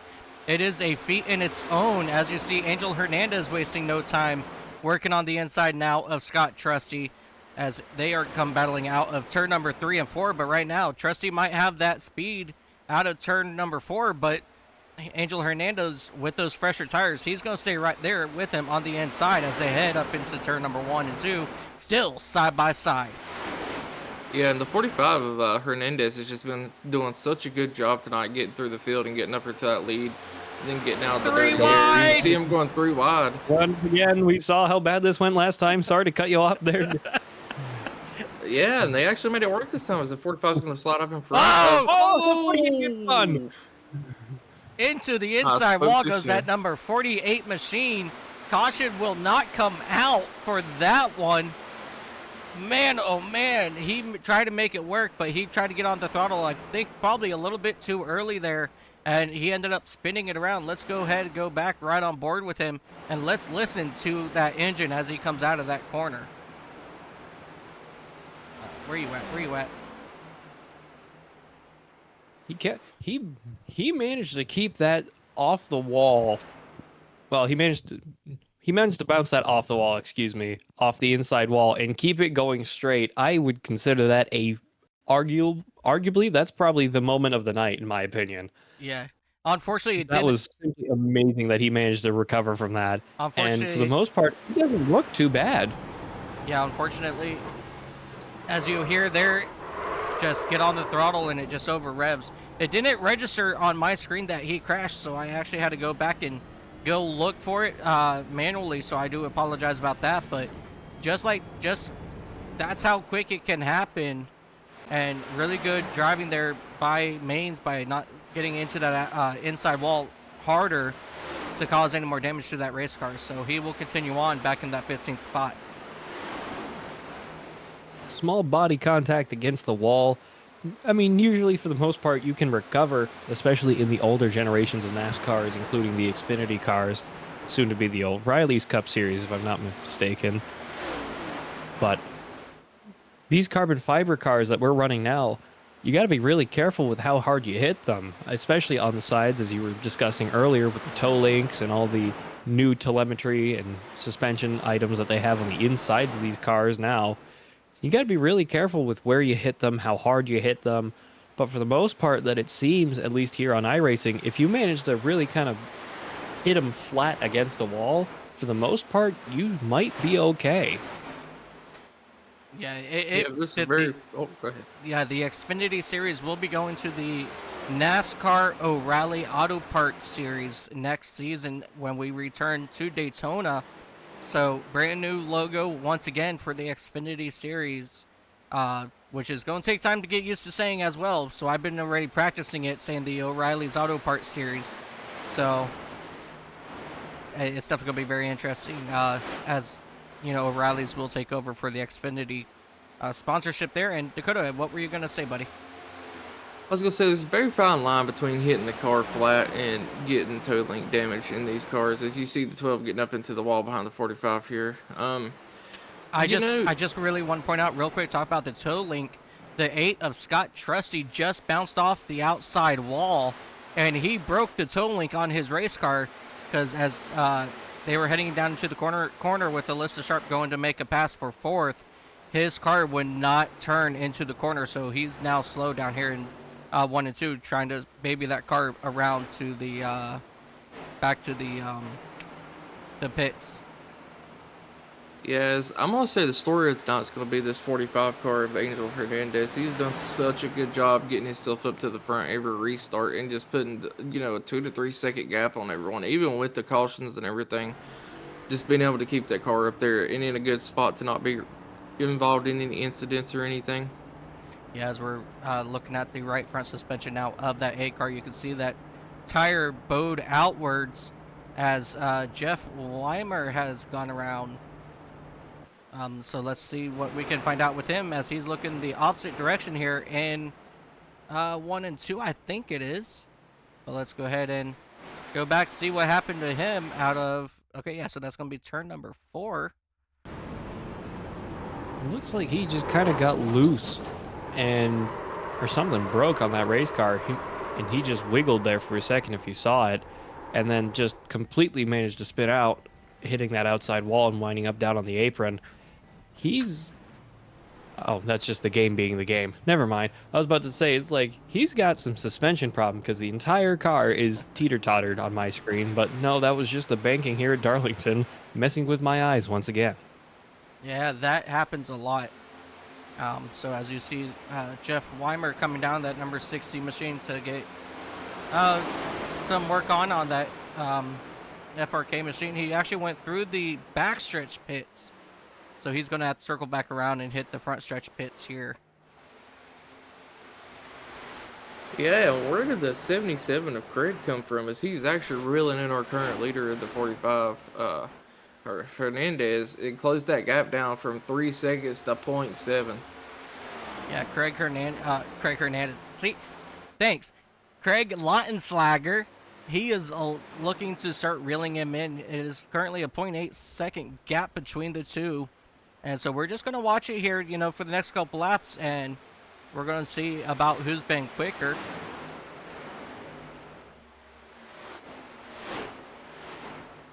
We are finally past the 100 laps point. Excuse me for being away from my mic for just a second there. Lap 104 of 183 here at Darlington. And it has been very much an eventful race, as now only 13 cars are left on the lead lap. Angel Hernandez leading the way in the number 45. And the last car on the lead lap is the number 38 Ford of Chris Van Maastricht. At this rate, are we going to have anything better than the top 10 on the lead lap or the top 5 on the lead lap? Well, What do you guys think? With everything, you know, starting to spread out as we take a look here at the last 5 laps between Lautenslager and Hernandez, Lautenslager's been a little bit slower the last few laps, so he's still got some time here to make up. But the race leader, he is currently starting to pull away just a little bit from Lautenslager.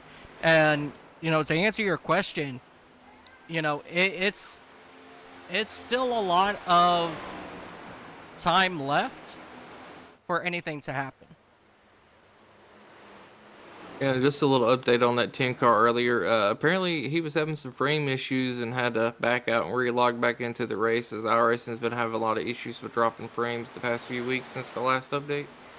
Yeah, that's something that a lot of drivers have been experiencing is, you know, they'll start out at their normal frame rate, and about halfway through, as we do have a yellow flag for Devin Trusty. And that number 91 machine, you know, about halfway through the race, you know, it'll go all the way down to like, 10 to 13 frames per second, and you can't do anything on that. So the best thing you can do is pull out of the race and then come back in. And let's come back, take a look, see what happens to that number 91 machine. Oh.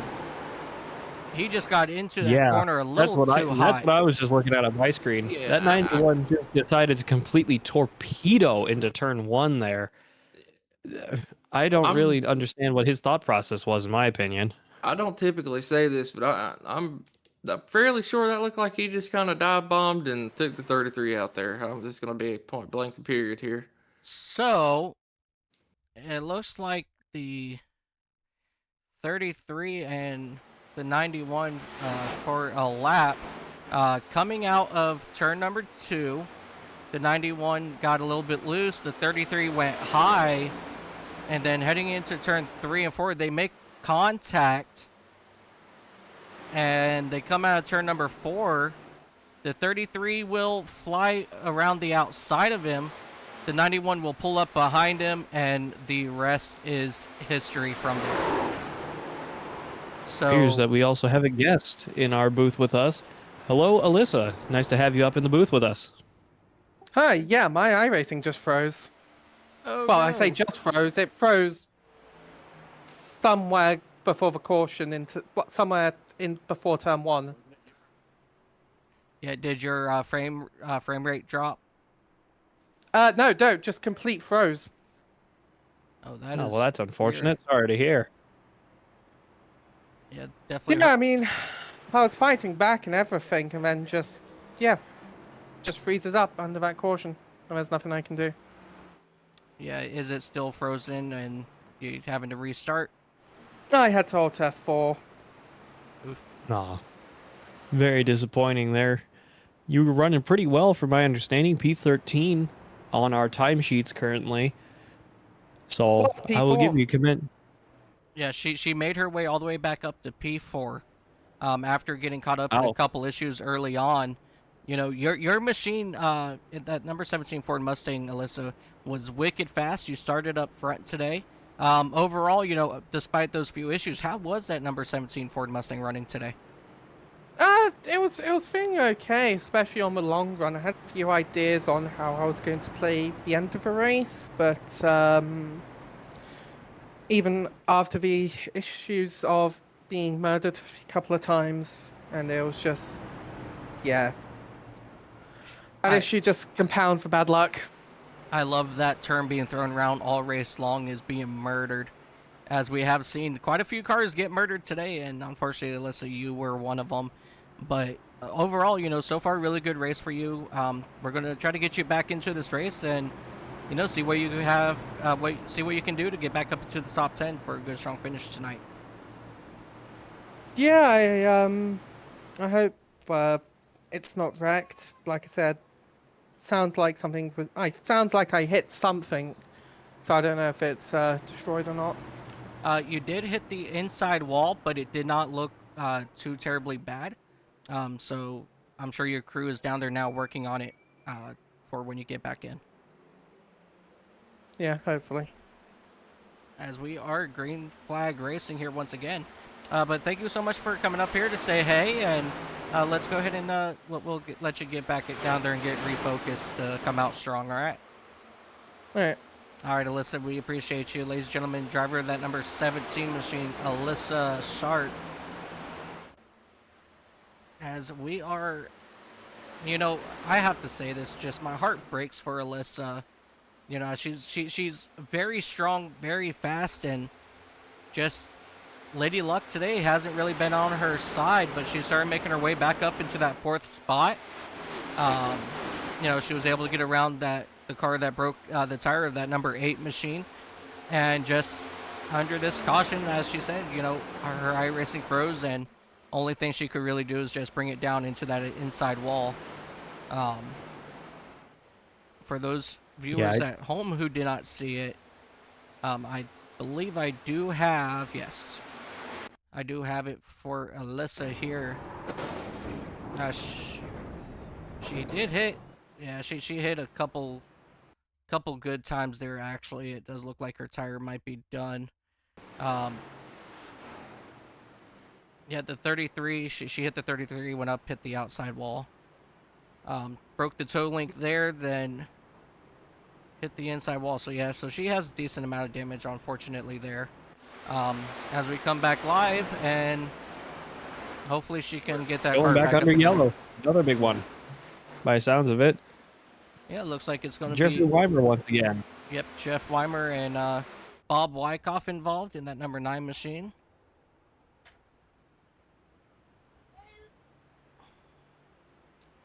You know, definitely some very hard hits. Looks like for a couple of these drivers here. Yeah, I'm starting to get a feeling some tempers are getting pretty high. We're starting to see a little bit less brake being used, you know, when these cautions are coming out from a few of these drivers. Yeah, let's go back here, take a look and see what happened. I got to change back to that view right here, to this view. Let's take a look here and see what happened to that number 60 machine. Oh, the 23 got loose, then the 60 got loose, came back up across the track, and everybody started lighting up. The 9, I guess. Your mic cut out. Apologies. Oh, I apologize. Can you guys got a copy now? Yeah, you're good. You're good. You're back now. Yeah, so it looks like that 60 machine, he lost it as well out of turn number 4 after the 23 got sideways. And then he came back across and everybody was going low, but for some reason the 9 machine came back right across the track, and the 4 had nowhere to go as well. So definitely, This is another one of the points with these cars specifically. Again, you're trying to slow these cars down. They weigh pretty hefty amount, and these cars just don't have the real braking force that, you know, you'd normally expect in like some of the GT series and some of the older NASCAR generations. The Xfinity, as in my experience at least, have tended to be a bit looser on the rear end. So these cars really struggle to slow down, especially at the shorter racetracks like this one. Again, because especially after some of these green flag runs, you're finally getting these cars up to temperature, but we're at 116 laps of 183. We've got less than 70 laps to go, really, and we got a lot of drivers that are getting very frustrated out there, and you can see that just by how these guys are driving. You don't even need to tune into their mics. You know that these guys are getting mad, and you know that these guys are trying to fight for every position they can get out there. This is where racing gets wild, especially at tracks like these. Absolutely. Oh, so that was taken away from me there too. Well, I was going to go over. I apologize. Oh no, you're good. I'm just talking to myself. I was gonna go over the playoffs, people who were in it, but the colors were taken away from my standings there as well. But I can go ahead and do a quick cheat sheet here for you guys. So it's easier to say who's still on the lead lap, who is playoff drivers. It's going to be Angel Hernandez, Craig Lautenslager. Is Craig in there? No, Craig is not in there. I apologize. Lamana's not in there. Steven Sire. I know. Oh, he's not in there either. Is Chris Bishop in there? No. Isaac Wilson? No, Isaac's not in it. Never mind. Joey Maines, he's in there. He's up currently in that fourth spot in the point standings. Chris Van Master, he's still on the lead lap. He's in there. Yeah, Craig Lautenslager, he's up front. Or he is your points leader currently. And Mark Gonzalez. So three, maybe four drivers are on the lead lap that are playoff drivers as we go back green flag here at Darlington. And once again, Angel Hernandez out to a big start as we have trouble in the back. That 8 machine, Scott Trusty once again spinning it around out of turn number 2. And that's going to bring out the caution here once again.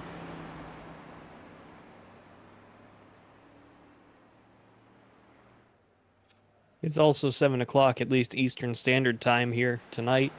A lot of these guys have been up, presumably, throughout the majority of the day. These guys are getting tired. They're getting worn out mentally and physically, trying to wrestle these cars around Darlington.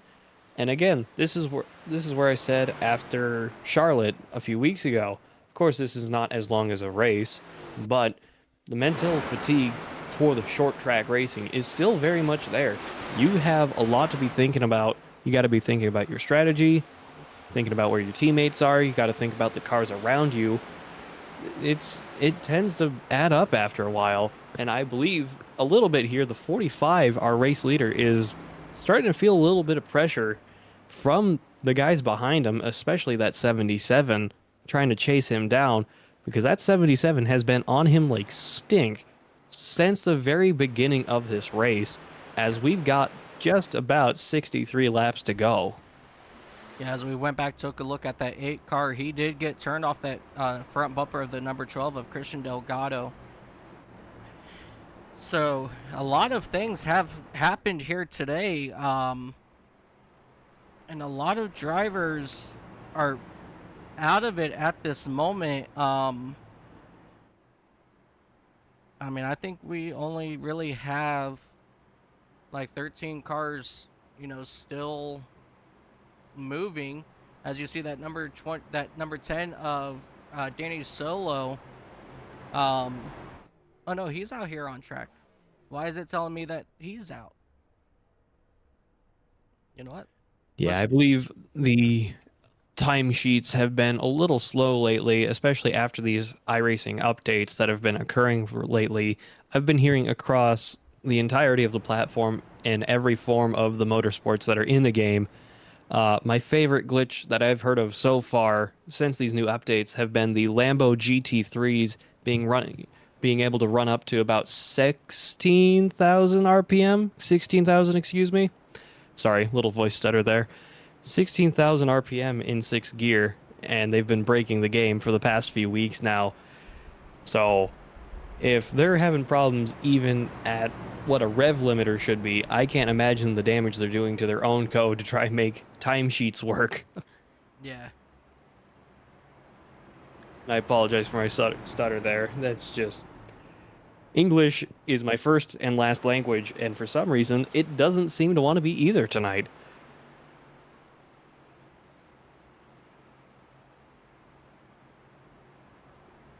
I took too much Tylenol, what can I say?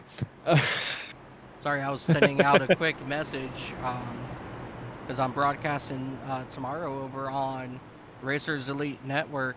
Dakota and I will be over there doing a memorial race tomorrow morning, and I was told I'm taking the lead because Ronald's he's having issues with his doing what showing people out and whatnot, and well, I just had it, and now you tell me that it's a universal thing, so it's not just me, or not, it's not just Ronald. So that's good to know. As we go back, green flag racing here once again. Angel Hernandez out front, followed by Craig Lautenslager and Fabrico Lamana in that number 44 machine.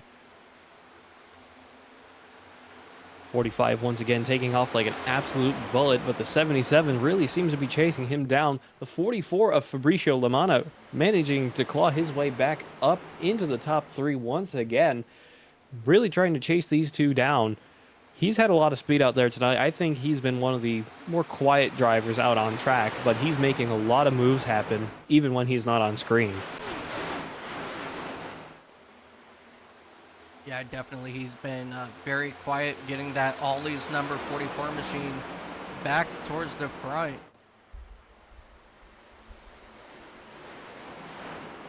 And he's just quietly taking his time and waiting for the right moment to start striking.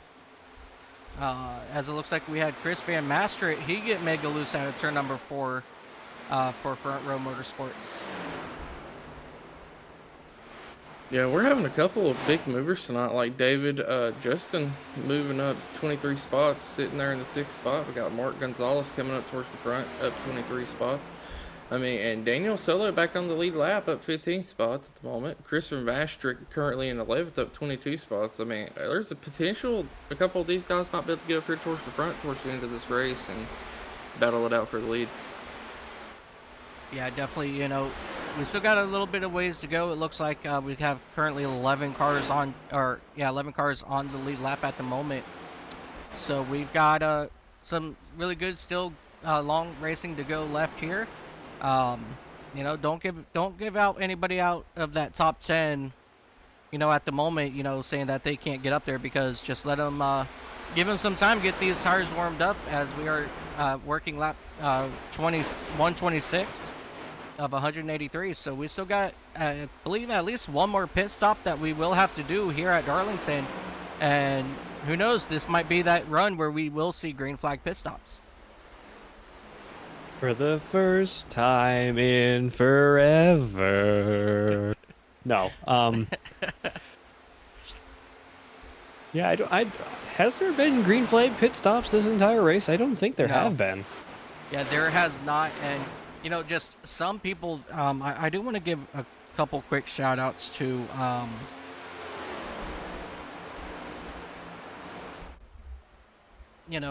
we do have some racers, out here racing with us, like, as you see, Craig Lautenslager in that number 77 machine. He is over in New Zealand, and I'm over here in pretty much Daytona Beach, Florida. The time now is 7:13 for us in the afternoon, or in the evening. For him, it's already Sunday, 1:13 p.m. So he gets up a little bit right around 10 o'clock, get on iRacing, get some practice in, and then he joins us, mid-morning over in New Zealand. I know for like Alyssa Sharp, I know she's sitting down on pit road, and she's over in France. So right now it's 1:14 in the morning for Alyssa. So when she's out here running with us, it's already the middle of the night, for her. So I definitely want to give her a big shout out for coming out, joining us out here. Danny Solo, he is over in Sweden.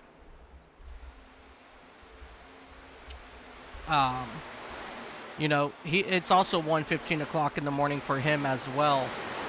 So we have quite a few drivers that it's in the middle of the night for those drivers to be out here running with us. And with those previous cautions, I want to point out for that number 10 car, he's back on the lead lap. He's doing a great job of trying to keep that car up towards the lead lap, as I would like to personally make one final shout out really quick. Despite it being a little bit early, I want to wish everyone around the world a very happy Veterans Day coming up November 11th.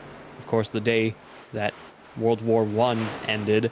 I want everyone to remember their loved ones that may or may not have served, and remember that some lessons have to be learned through what happens in the future. The future's uncertain for all of us, and of course that we don't wish for any more war, but unfortunately seems to be the way the world wants to go at this moment in time. But it's always more important to remember what has happened in the past throughout World War I, II, Korea, Vietnam, the Middle East wars, of course, and hopefully the world will start calming down in the near future. But of course, the important thing is to remember those that we've already lost and hope that no more are lost in battle. Absolutely, and I couldn't agree 100% with you. And I'm not sure if it's like across the world that, they celebrate Veterans Day as well. But, you sit back, it's not only Americans over here that have troops out there risking their lives on a daily basis. It's every country out there that's, either, against us or with us. At the end of the day, there's people out there losing their lives. And honestly, for me, sometimes it's just for something silly, But at the end of the day, those soldiers who also get killed don't go back home to their families either. And that goes for both sides. So, that's something that's always on the back of my mind when we talk about wars and talk about our veterans. I also stop and I think about, the soldiers that are out there fighting, like the ones that are against us. They may not want to fight against us, but they do it because they do it for their country. And at the end of the day, that's what it boils down to, is the loyalty that they have to their countries. And, so my thoughts are out with their families as well, for those that have lost loved ones as well. So I just want to throw that out there.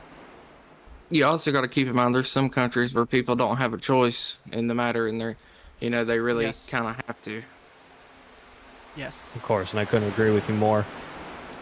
By no means is my family a military family, but my great-grandfather was part of the Normandy invasions during World War II. He was with the 82nd Airborne, and that is actively why in several other leagues that I, to this day, still run the number 82 in his memory. And despite having never really had the opportunity to meet him, he is still one of the most important people I've ever known. Absolutely. As you guys, we'll come back to this here in just a moment, but Mark Gonzalez in that Sorry, number 2 machine. I wanted to do that really quick. I apologize. No problem. That's never apologize for stuff like that. I just wanted to point out while you were talking about that, Mark Gonzalez in that number 2 machine, he had something put in his gas tank this last time by, because let me tell you what, he quickly got around Hernandez like he was sitting still. Yeah, and the 77 coming up quick on Hernandez as well. I'm starting to wonder if Hernandez might have burned off their tires a little bit, as they seem to be struggling a little bit. I mean, I believe this is now currently our longest green flag run that we have had all evening.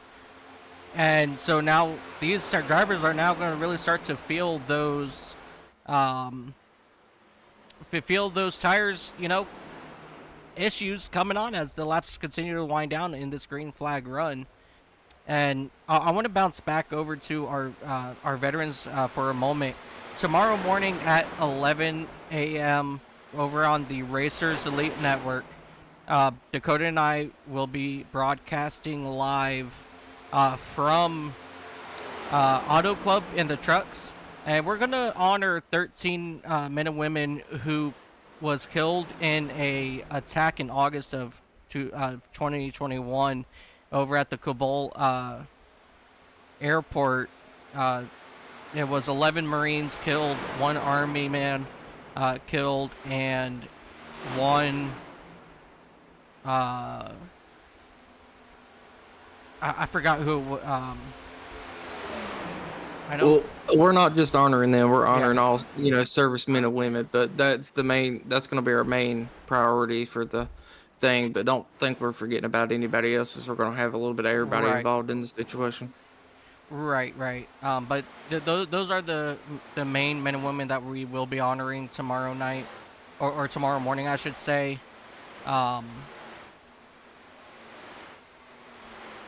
As I no longer. Here it is.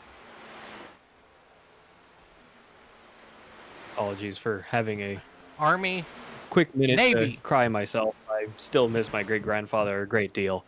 As we finally get our first rounds of green flag pit stops at lap 142 of 183 laps here at Darlington Motor Speedway. Number 45 pulling off and into the pits, getting 4 brand new Goodyear tires and probably topping off his gas tank because he's probably getting a little bit low as we're just about 40 laps to go. He's back out and heading through the pit exit, back onto the backstretch, rejoining the race. Yeah, absolutely. And if you guys look below, that driver info right there on the screen, you're going to see as the drivers start to pull in, you're going to see how long they're down on pit road for and sitting in their pit. So to keep an eye out on that as we go. So, Angel Hernandez made that first pit stop. Now the question is going to be, how long is everybody else going to wait to come down for those fresh tires? As we know, tires are very important here, and Angel Hernandez also has to remember not to push that car too hard on fresh tires. Well, I know one thing. Mark Gonzalez is doing really good on these older tires at the moment, and will probably be waiting a little longer than everyone else to go down pits, I would imagine. Yeah, the number 2 of Mark Gonzalez getting a little bit squirrely there off of turns 1 and 2 just a minute ago. But keeping it straight and off the wall, that's the important part there. Trying to make sure that he can conserve as much tire as he can and as much fuel as he can before having to pit. The fresher tires towards the end of this race are going to be really what decides it in the end.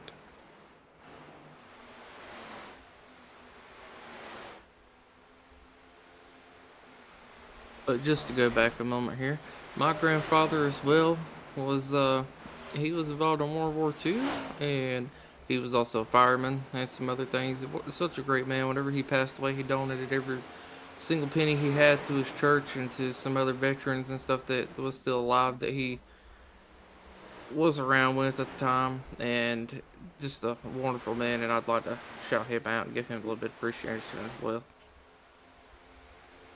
Yeah, much love goes out to, to all the servicemen and women out there. We love every single one of you guys. We appreciate you guys beyond more than what we can really express, as things are going through. And I just got word that Devin Trusty in that number 91 machine got disqualified from the event. The ISNF crew told him, Officials? go park it. Yep, the officials told him, go park didn't it. like what they seen. And I can't necessarily blame him after what we saw there. And there was another moment that didn't get caught that he was actually trying to hold up people from going into pits and potentially trying to get them a black flag there after that caution was brought out. In my opinion, that's unacceptable racing there. We're all here at the end of the day to have fun. Why are you... Yes, I get that it's a game. And yeah, we're all online. We're not racing out there in actual Cup Series cars. Believe me, if we were, we'd be getting paid. So, but point still stands. There's absolutely no reason to be, deliberately ruining other people's races for the fact of you're having a crappy day. Right. I mean, yeah, we all get frustrated. We all have bad days. But if you're not going to race here and have a good time, you shouldn't be out on the track. That's Yep. my opinion. Yeah, I agree. You know, all these racers, you know, in this series, they pay to race. You know, so this isn't one of those, you know, just show up and race when you feel like it series. You pay to race here, and you know, with keeping that in mind, you know, these drivers, you know, take this somewhat semi-serious here, and at the end of the day, you know, we don't want to be racing with people like that, and I think that was the right call coming from the officials here in ISNF by parking that number 91 car. Just above 30 laps to go here at Darlington. Your leader is still the number 2 Ford of Mark Gonzalez in the TPR machine. He's made up 27 positions from the start of this race to now, and he's still making the most of that car. He's running it pretty well. Still a little loose off of the corner exits, but he's keeping it straight for the most part as he's trying to chase down the number 44 and put Fabricio another lap down. Yeah, but with him staying out there so long, there comes another issue of Angel Hernandez is already pit, has fresher tires, and is making up so much time right now. And if they wait too long to try to answer that pit cycle, you know, it could come back to haunt them. I couldn't agree with you more on that. But I can also understand it from Mark and pretty much all the rest of the top 9's point of view, as they are the only ones still on the lead lap. These guys are trying to run as far as they can on the tires and fuel that they have. They want to run these things out of gas before they want to pit. And I don't blame them, especially since tires are really the name of the game, especially at tracks here. Especially at tracks like here at Darlington. Yep, I just threw up a mini track map to give you guys an idea of where your race leader, Mark Gonzalez, is compared to Angel Hernandez. Hernandez is getting ready to come out of turn number 4, and Gonzalez, he's coming out of turn 2 now. So there is just about a half a lap difference between these two drivers. So we're going to come back, check with it again here, probably within about 10 laps to see just about where everybody is. But I will agree with Dakota here. Mark Gonzalez is going to start really worrying about tires, considering how much that car is really sliding all over the place. If you flip the camera over to him really quick, he is really getting squirrely. He's running up towards the wall. He's in the marble a little bit on the top of the line there. It's not that he's not running good. It's not that his lines are sloppy. He's trying to keep that car going as he's now pulling down pit road very close on the commitment cone there. But he is now down in pit road, lap 155, 183, just above 30 laps to go, or just under 30 laps to go, excuse me. Did you see the front of that car bouncing as he was coming into pit road there? Yes, That I was did. That very was sketchy. that was incredible to watch. It's like, oh boy, he might spin it coming onto pit road here, and that would be catastrophic for his race. But now this is where the rest of the field is going to start worrying about, do they start pitting now? Do they wait it out just that little bit longer? What's the strategy? What's the plan here? We got just about 25-ish laps to go, and it's still really anybody in the top 10's game. Yeah, Mark Gonzalez, he did spend 2 extra seconds in that pit cycle run, as you see all down at the bottom. And here comes Angel Hernandez now running around the outside of him. He will take over that 5th spot for the moment. But now we're about to see like the true difference between those race tires for Hernandez and Gonzalez, as they are running pretty much nose to tail. And we're gonna watch and see how long it takes for Gonzalez to come back up to speed and get back to the bumper of Hernandez. Chris Van Mastrake is the number 38 car just in front of Angel Hernandez there, and he is trying to run for the hills in that little old Ford. He's keeping it pretty clean, though. Little tight on the entry there. The rear end stepping out just a little bit on that number 47. Oh, wait, no, that's not it. I apologize. I'm looking at the wrong car numbers. The 47 of Isaac Wilson is 1 lap up on both of these drivers. Excuse me. And he's starting to really struggle with his tires, too. Oh, as the 38 gets into the wall coming off the corner there, And that's going to really cause some issues slowing him down there, as it's allowing 71 to get right back up on his bumper. And I just want to point out Danny Solo in that number 10 C-Best Chevrolet. He went 2 laps down because of frame rate drops. Had to leave the session, come back in. And right now, he still needs to come back down to get tires. But as of right now, he's holding strong with 23 laps to go this time by. And yeah, he's I believe trying the to two run. Gonzalez was able to get around the 45 here, as or they're still battling going into 1 and 2 side by side, and this could potentially be for the race win and a race lead here. Yeah, as of right now... I'm gonna. Go ahead. No, go ahead. It's all right.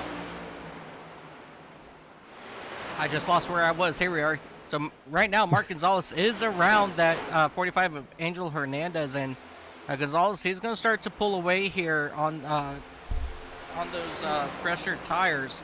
So it's going to be very interesting to see how everything plays out, as Danny Solo in that number 10 machine, he will come down pit lane to get tires. And unfortunately, I think this might go ahead and drop him back a lap down, as it does take a full minute to cycle through the pits, and it only takes about 28 seconds to get around this track.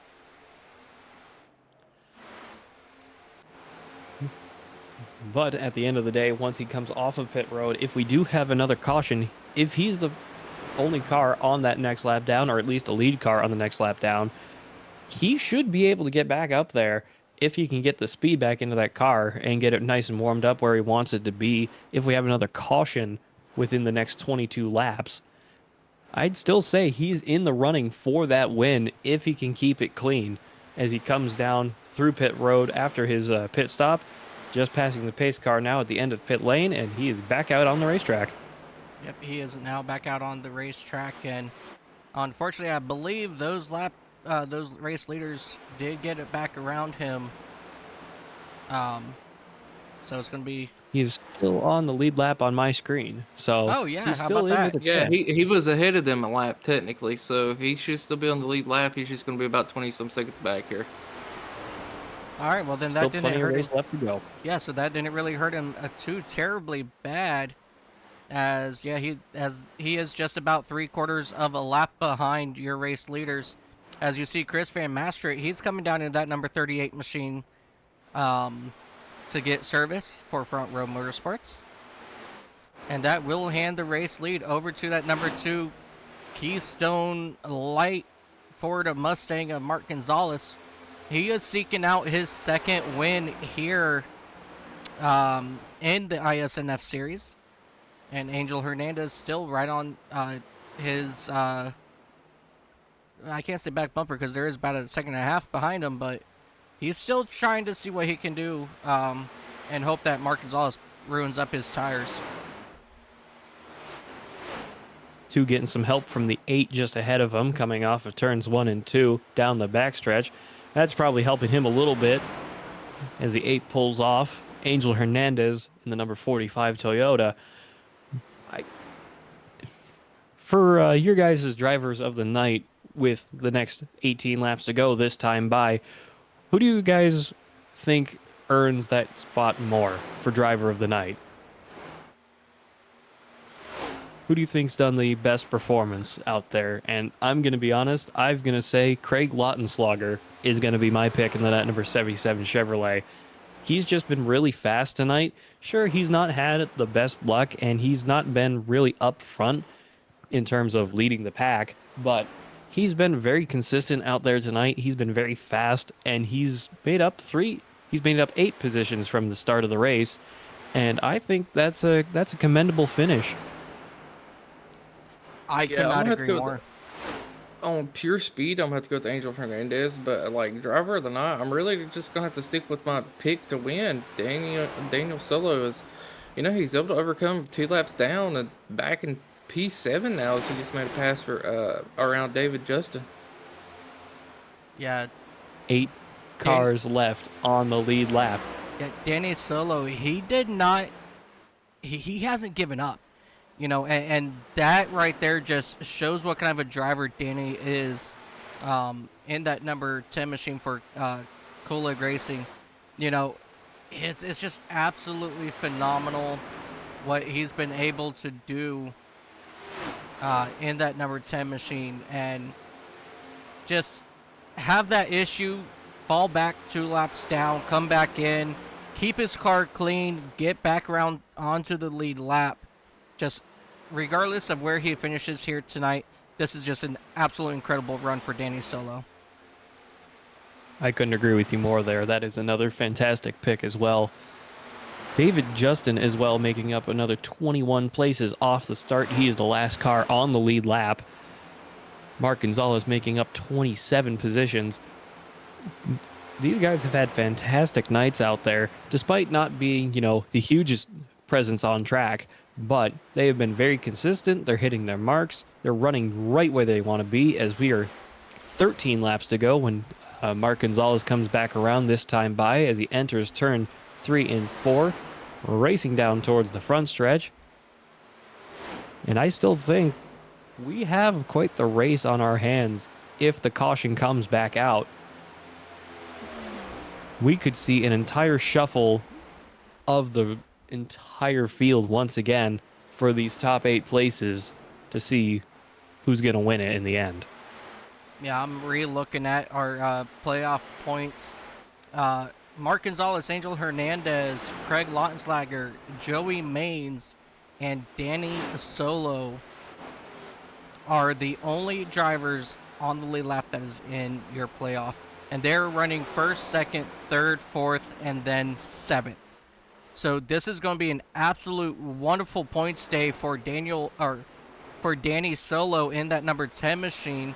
He has a good, strong possibility of jumping up a couple spots here. But this is going to be tightening up our points for your top 3 drivers, or actually top 4 drivers. Craig Lautenslager currently in the points lead before this race with 2,063 points. Mark Gonzalez has 2,062 points. Angel Hernandez, Joey Maines both have 20,057 points. So those two are currently tied for that 3rd spot, but with Angel Hernandez being up in that 2nd spot, that's going to keep Angel Hernandez in front of Joey Maines. And then Craig Lautenslager, again, he's your points leader, but he's running 3rd. So that's going to probably Mark Gonzalez may take over your points lead, and that's going to boost Joey Maines and Angel Hernandez to be right around the same points as everybody else.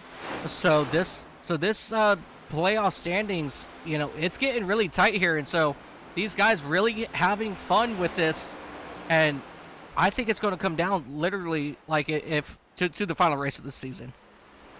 Yeah, and as we only got 9 to go, coming to 8 to go this time, and Gonzalez with a 5-second gap over 2nd place.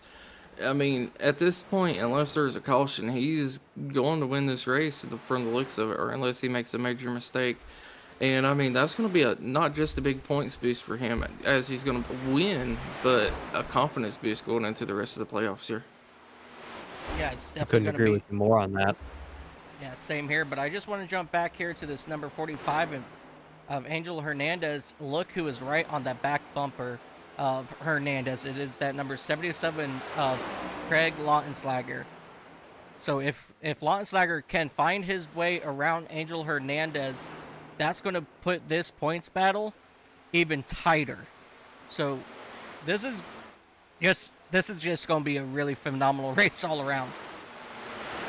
It's been a fantastic race all night, despite the cautions early on, and I couldn't agree more with you. If this 77 can manage to get some extra speed coming into turns 3 and 4, I'd say he has a good chance at taking the position away from the 45 and getting even more points towards the playoffs here. I'm not sure he's going to be able to do it, though, as we have 6 laps to go this time by. He's got a lot of work to do to get around Angel Hernandez in that number 45 Camry, and Angel has been absolutely on fire all night. It's going to be an absolute task to get by him, especially at this point in the race. with just about 5.5 laps to go. Yeah, Lautenschlager, he does have 16 lap fresher tires than Hernandez, so he's definitely got the more fresh rubber. But depending on how hard Lautenschlager will be driving into these corners, that's going to also depend on how much tire wear that 77 machine's going to have. You know, as they will come down the back straightaway here once again, as we have 4 laps to go this time by, and he's looking low. It looks like he's going to take it side by side out of turn number 4. Lautenschlager now attacking on that number 45.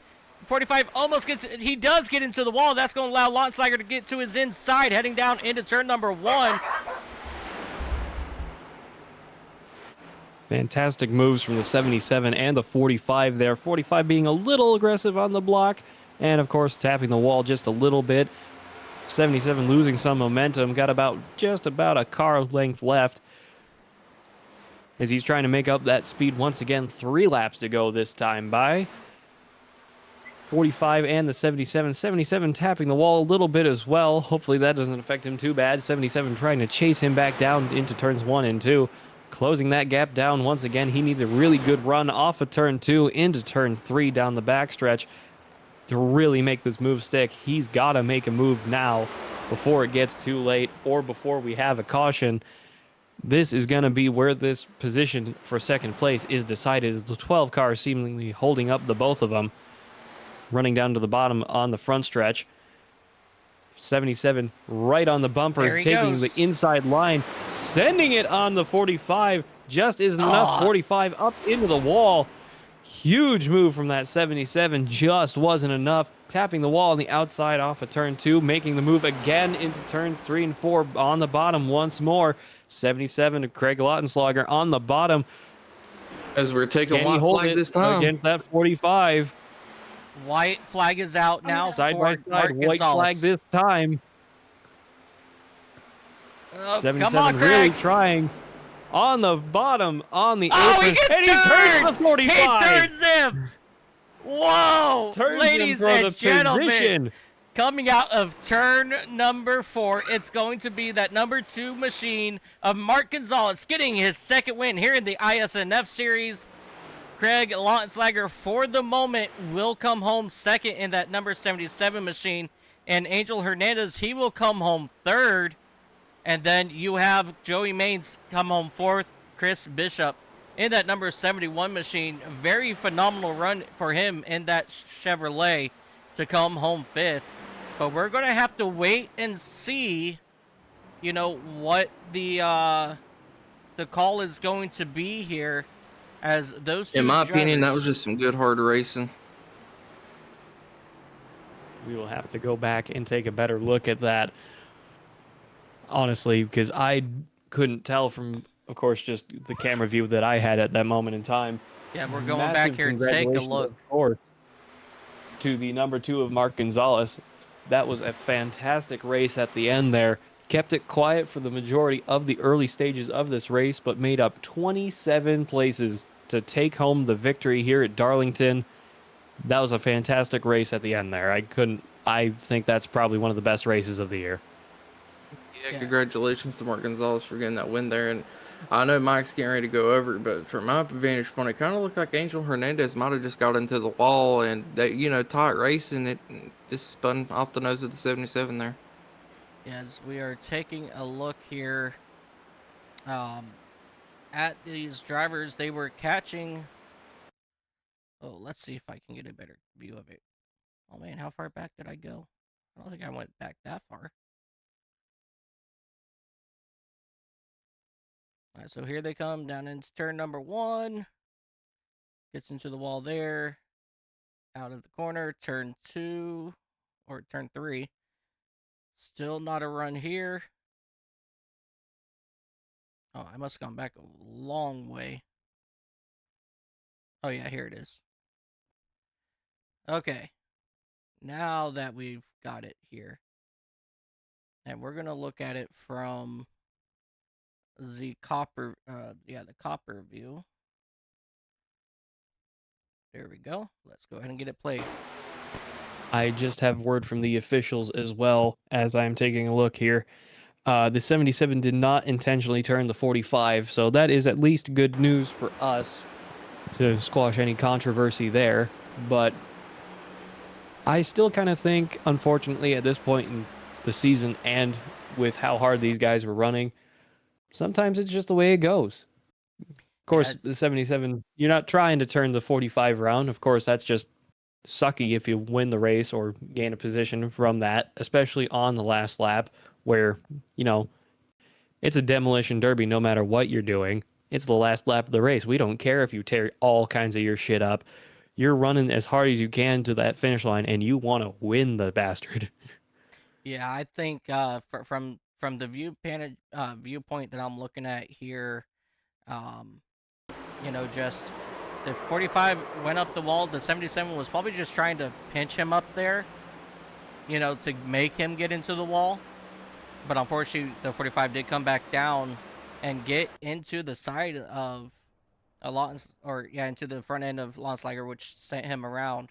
So very unfortunate there for Angelo Hernandez, but able to hold on to it to come back, stay in that third spot. So there's really not a big no harm, no foul there on that issue.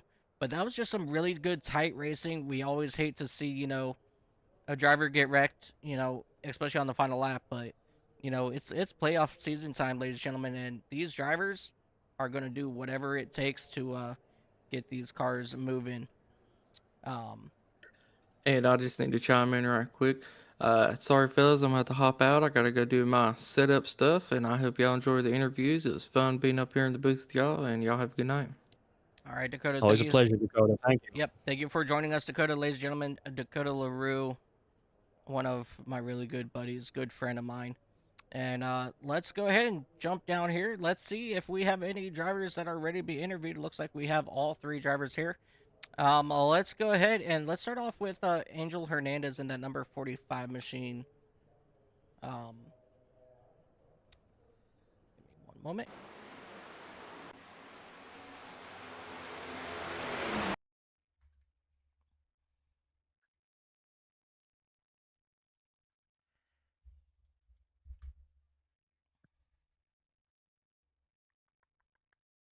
There we go.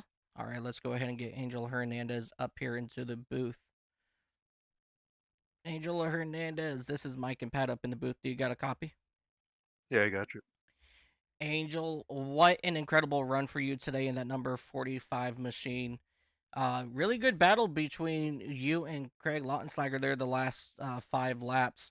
Unfortunately, you did get the short end of that stick, but all around, how fast was that number 45 beast machine? And talk us through those last few laps. Yeah, honestly, it was good enough to get the win. I think I really screwed up. What was that, 20 laps into stage 3? Not pitting there. I don't know. I had no one in the voice chat with me, so I couldn't really, bounce any ideas off anyone. So yeah, I kind of screwed myself there and tried making it up by going as long as I could. And then yeah, just by the end, Mark and Craig both had the tire advantage. And yeah, that last lap, last few laps, I mean, I was just fighting to hold on to second. And I don't know. I think I kind of hit the wall. He kind of came up a little bit, and it is what it is. Yeah, it looked like he was trying to pinch you up in the wall, but you bounced off the wall and came back down into him a little bit there from what I saw. But I mean, all around, you were able to salvage third out of it. Luckily Joey Maines in that 48, he was far enough back where it didn't really make a huge bit of difference. But that's just gonna, but with the results with Craig finishing in front of you, that's gonna tighten up this points battle here in the playoffs. What's your thoughts as we get ready to head into next week? Um, I don't know. I think is it a new round for next week? I'm not sure, but either way, week in, week out, it's the same thing. Just gather as many points as I can, run as good as I can, and yeah. Yeah, I can actually tell you that here in just 1 second. And here. So next week, yeah, it will now start the round of 12 over at the Say Cheese 200 at the Milwaukee Mile. How are you over at the Milwaukee Mile tire shredder? I think I did one race there back before the new tire So I don't know. I mean, I don't really have any predictions for it. Maybe just again, just learn off the cars in front of me, behind me, and run as good as I can. Yeah, definitely always fast no matter where we go. Um, but congratulations on your third place finish here at Darlington. What an incredible, entertaining last 5 laps for us. And we look forward to seeing you next week at Milwaukee. All right, thank you. Ladies and gentlemen, that will be the driver of the number 45 for 2311 of Angel Hernandez. Let's go ahead and get second place driver of Craig Lautenslager up here. Sure. Craig, this mic and Pat up in the booth. You got a copy? I sure do. Alrighty, Pat. I'll go ahead and let you take this one away. Pat? Alright, so I will go ahead and do this. So, Craig, driver that number 77 machine, man, what a wicked fast machine that you had under your hood today. Tell us about your day and tell us about those final few laps. So yeah, I had a pretty good car.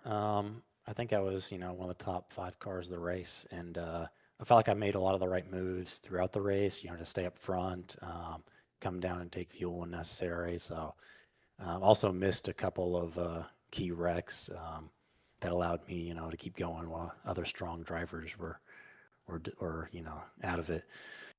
And then, I just I think I was fighting too hard with the 45 early in that long green flag run, and 2 got by me. I just didn't have anything for him on tires. And then, after pit stops, I think me and the 2 were pretty close in pace. And I got up to the 45, and then he fought for that position really hard, and I had to fight for that position hard too. And he was dumping, dirty air on me, and kind of got into him at the end. But we both wound up second, third, so I think there's no harm done there. Yeah, I was talking, to Angel earlier. It looked like you did pinch him up in the wall, kind of as a tactic to get him to slow up on the wall, but unfortunately, he did come back down and right in front of you. So, I can't really say who's at fault.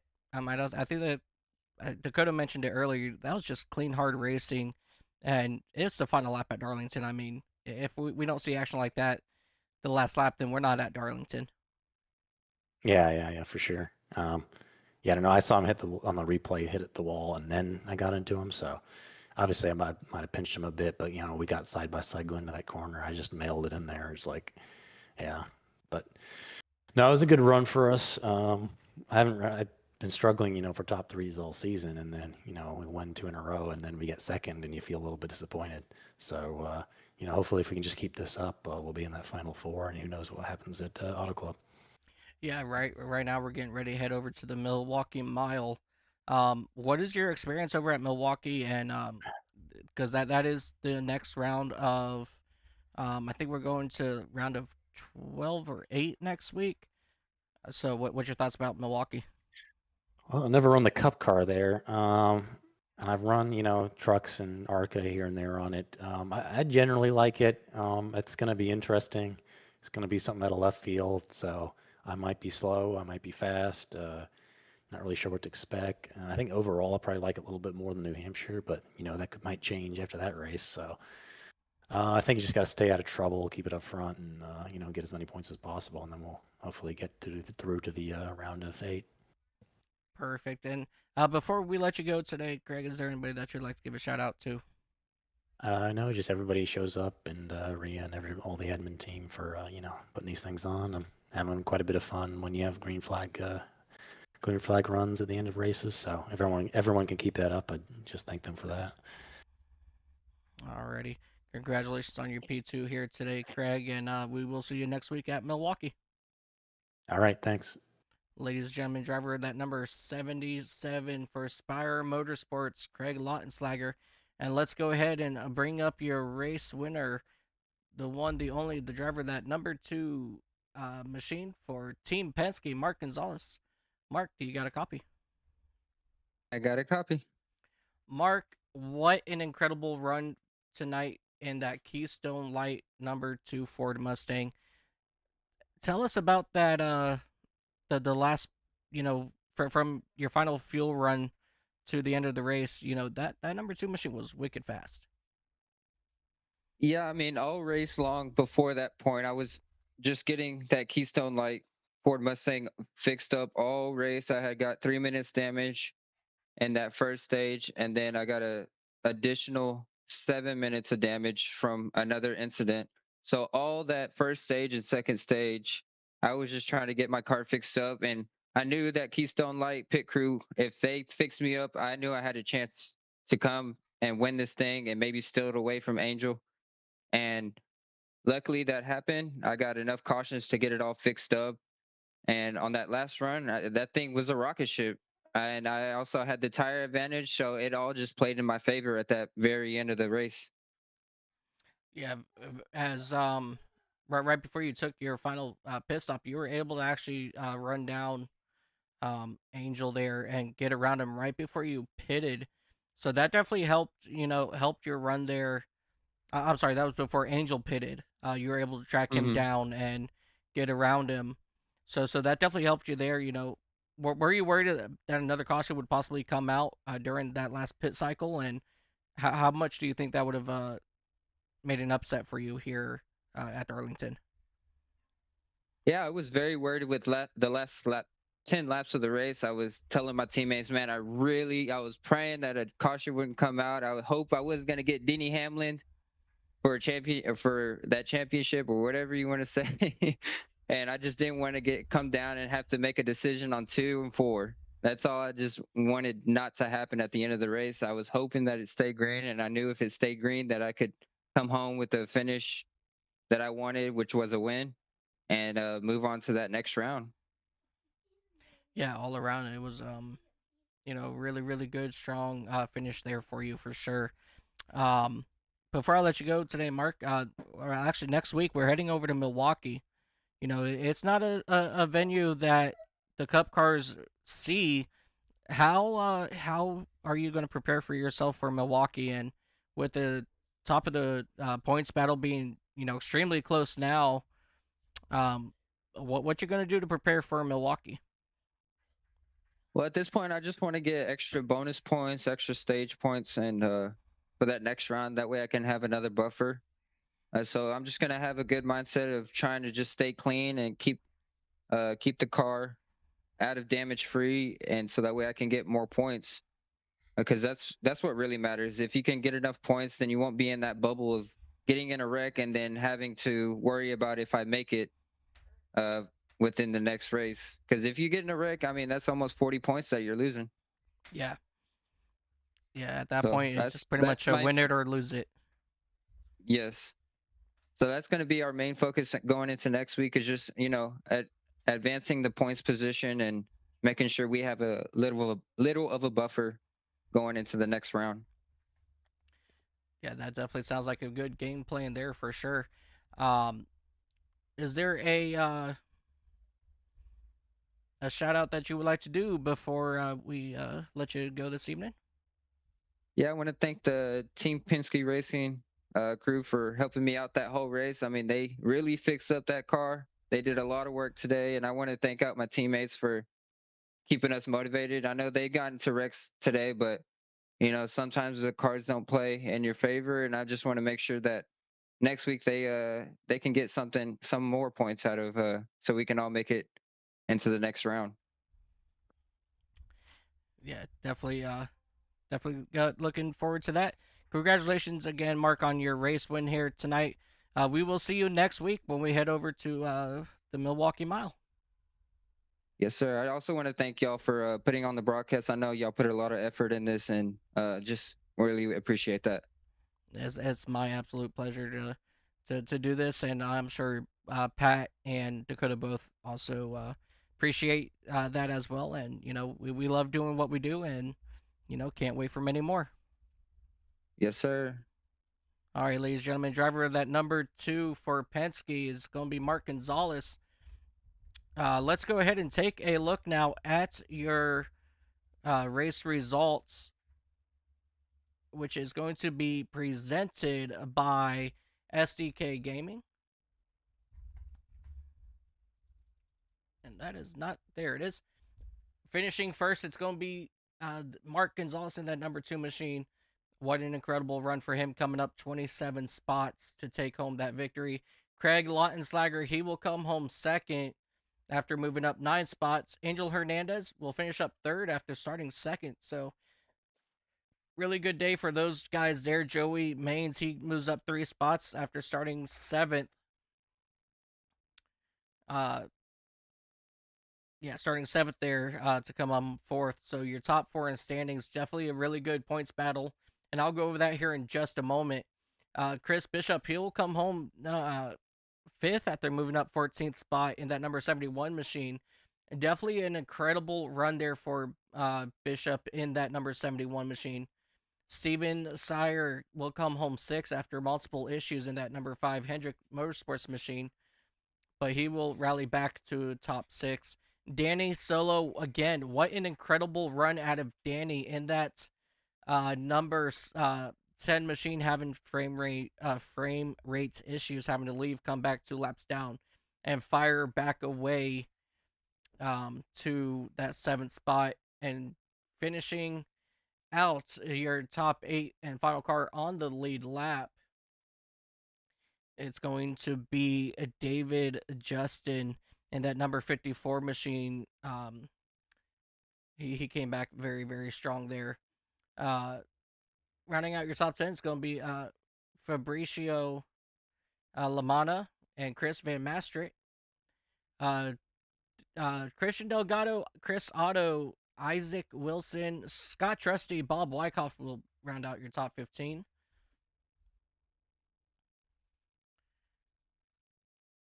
Uh, 16th, it's going to be Martin Roberg, Kyle Benson, Alyssa Sharp, Jeff Weimer, and John Hopley. He'll come home 20th.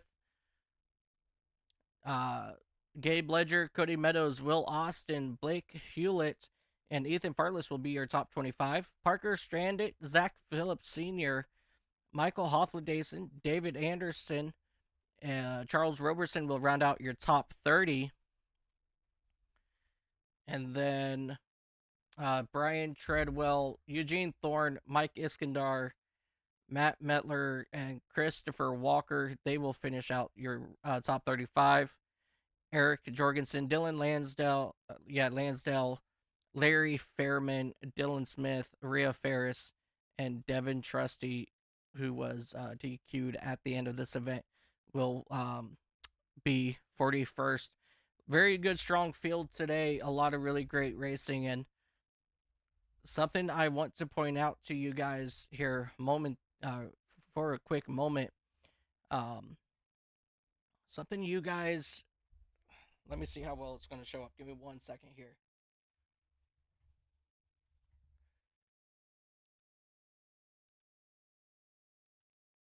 I apologize for the sudden quiet side of me here at the end of this broadcast, folks. My entire computer crashed, and then Discord decided to not let me join the call once it rebooted.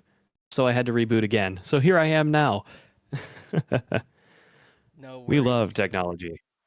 Absolutely no worries there.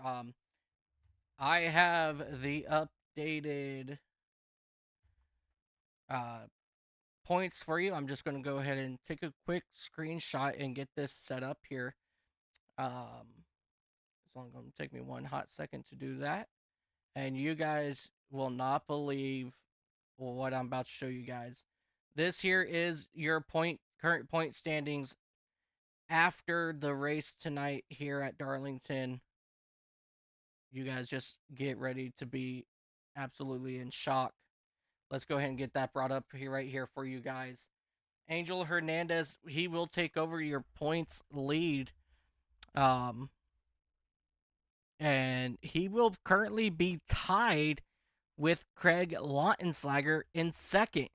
So Angel Hernandez moved up 2 spots after this race here.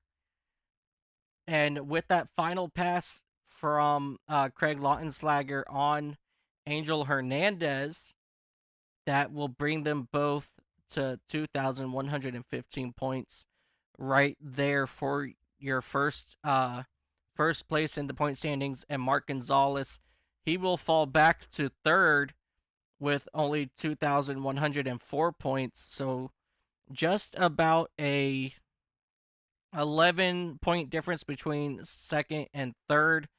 And then Joey Maines in that number 48 machine. He will come back with 2,103 points, 1 point back behind Mark Gonzalez.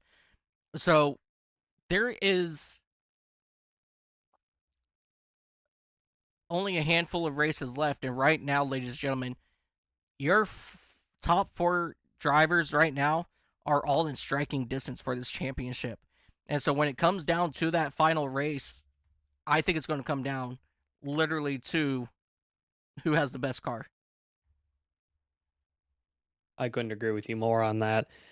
It's also, unfortunately, I have not had a real opportunity to look at the upcoming calendar. I know Milwaukee is next, and these cars have never really been there, to my knowledge at least. So next week is going to be an incredibly interesting race to broadcast and just watch overall. So tune in for that, folks, because I can guarantee you that one's going to be a absolute fantastic race to watch, especially at a short track like the Milwaukee Mile.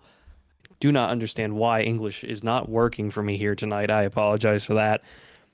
But there's only a few races left in the season, and it is still really anybody's game, as the top 6, 7 are all within a couple, just shy about 50 points of each other, really. Yeah. I'd say that this is still a white hot season and really anybody's game. Yeah, I'm It definitely. is a fantastic season. Yeah, I'm definitely gonna have to go back and look at the season standings at this point in previous seasons, because I'm really curious on how close in points this is for everybody. As we lead into just 5 races remaining in the season. Next week we are at Milwaukee for the Say Cheese 200, and your top 12 drivers or your top 16 have now dwindled down to your top 12. And we will have that an update for you guys later on this week. And then we go from Milwaukee to Kentucky. The following week, we'll take a break for Thanksgiving that week and come back in December on December 6th for the Big Peach 200 over at the Echo Park or Atlanta, whichever one you want to call it. And then we will be heading over to the hills of Sears Point, aka Sonoma Raceway. And then that will dwindle down from your top 8 drivers down to your final 4 at the Pacific 200 at Auto Club. And that's guaranteed to be a phenomenal season finale. As these drivers are looking at it now,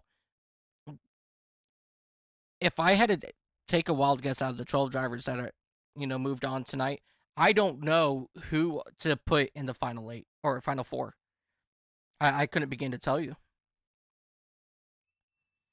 That's how close this all is. Yeah, I couldn't agree more with you. This is going to be quite the race for the championship, and all we can really do is sit back and watch up here from the booth. Of course, as a sub myself, I am able to hop in for whoever wants to step out for a weekend or whoever needs the spot filled, but I'm much happier up here in the booth. I'm very content of watching what happens next, because this is like a drama now. I want to see how this ends. I'm excited for how this is all going to come to a head. Yeah, absolutely. And before we do, I'll let everybody go because I know that we're kind of just dragging this on. I want to review your top 12 in the points that are in the round of 12. It's going to be Angel Hernandez, Craig Lautenslager, Mark Gonzalez, Joey Maines, Cody Meadows, Chris Otto, Danny Solo, Charles Roberson, Chris Van Mastert, John Hopley, Christian Delgado, and winding out your top 12 is going to be Jeff Weimer in that machine in that number 60 machine for Roush Fenway Kozlowski. And Michael Hoffley-Davidson, unfortunately, with his issues he had today, he missed out on the top 12 by, was that 6 points? So definitely a very unfortunate day there for Michael Hofladason in the number 16 machine. So that's going to be your top 12 heading into next week at Milwaukee, ladies and gentlemen. On behalf of myself, Mike Taylor, and Pat Wilkinson, and Dakota LaRue, thank you guys so much for joining us this week here at Darlington. Congratulations to your race winner, Mark Gonzalez. And we will see everybody next week live from the Milwaukee Mile. And until then, ladies and gentlemen, you know how it goes. You guys have yourself a beautiful time zone. See you next week. This has been a production of the iCast Racing Network powered by iRacing. Thank you for your continued support. Don't forget to like and subscribe for notifications for all of our live events right here on YouTube and Twitch. We would like to thank SDK Gaming for their production overlays that makes this event enjoyable. Until next time, happy time zones.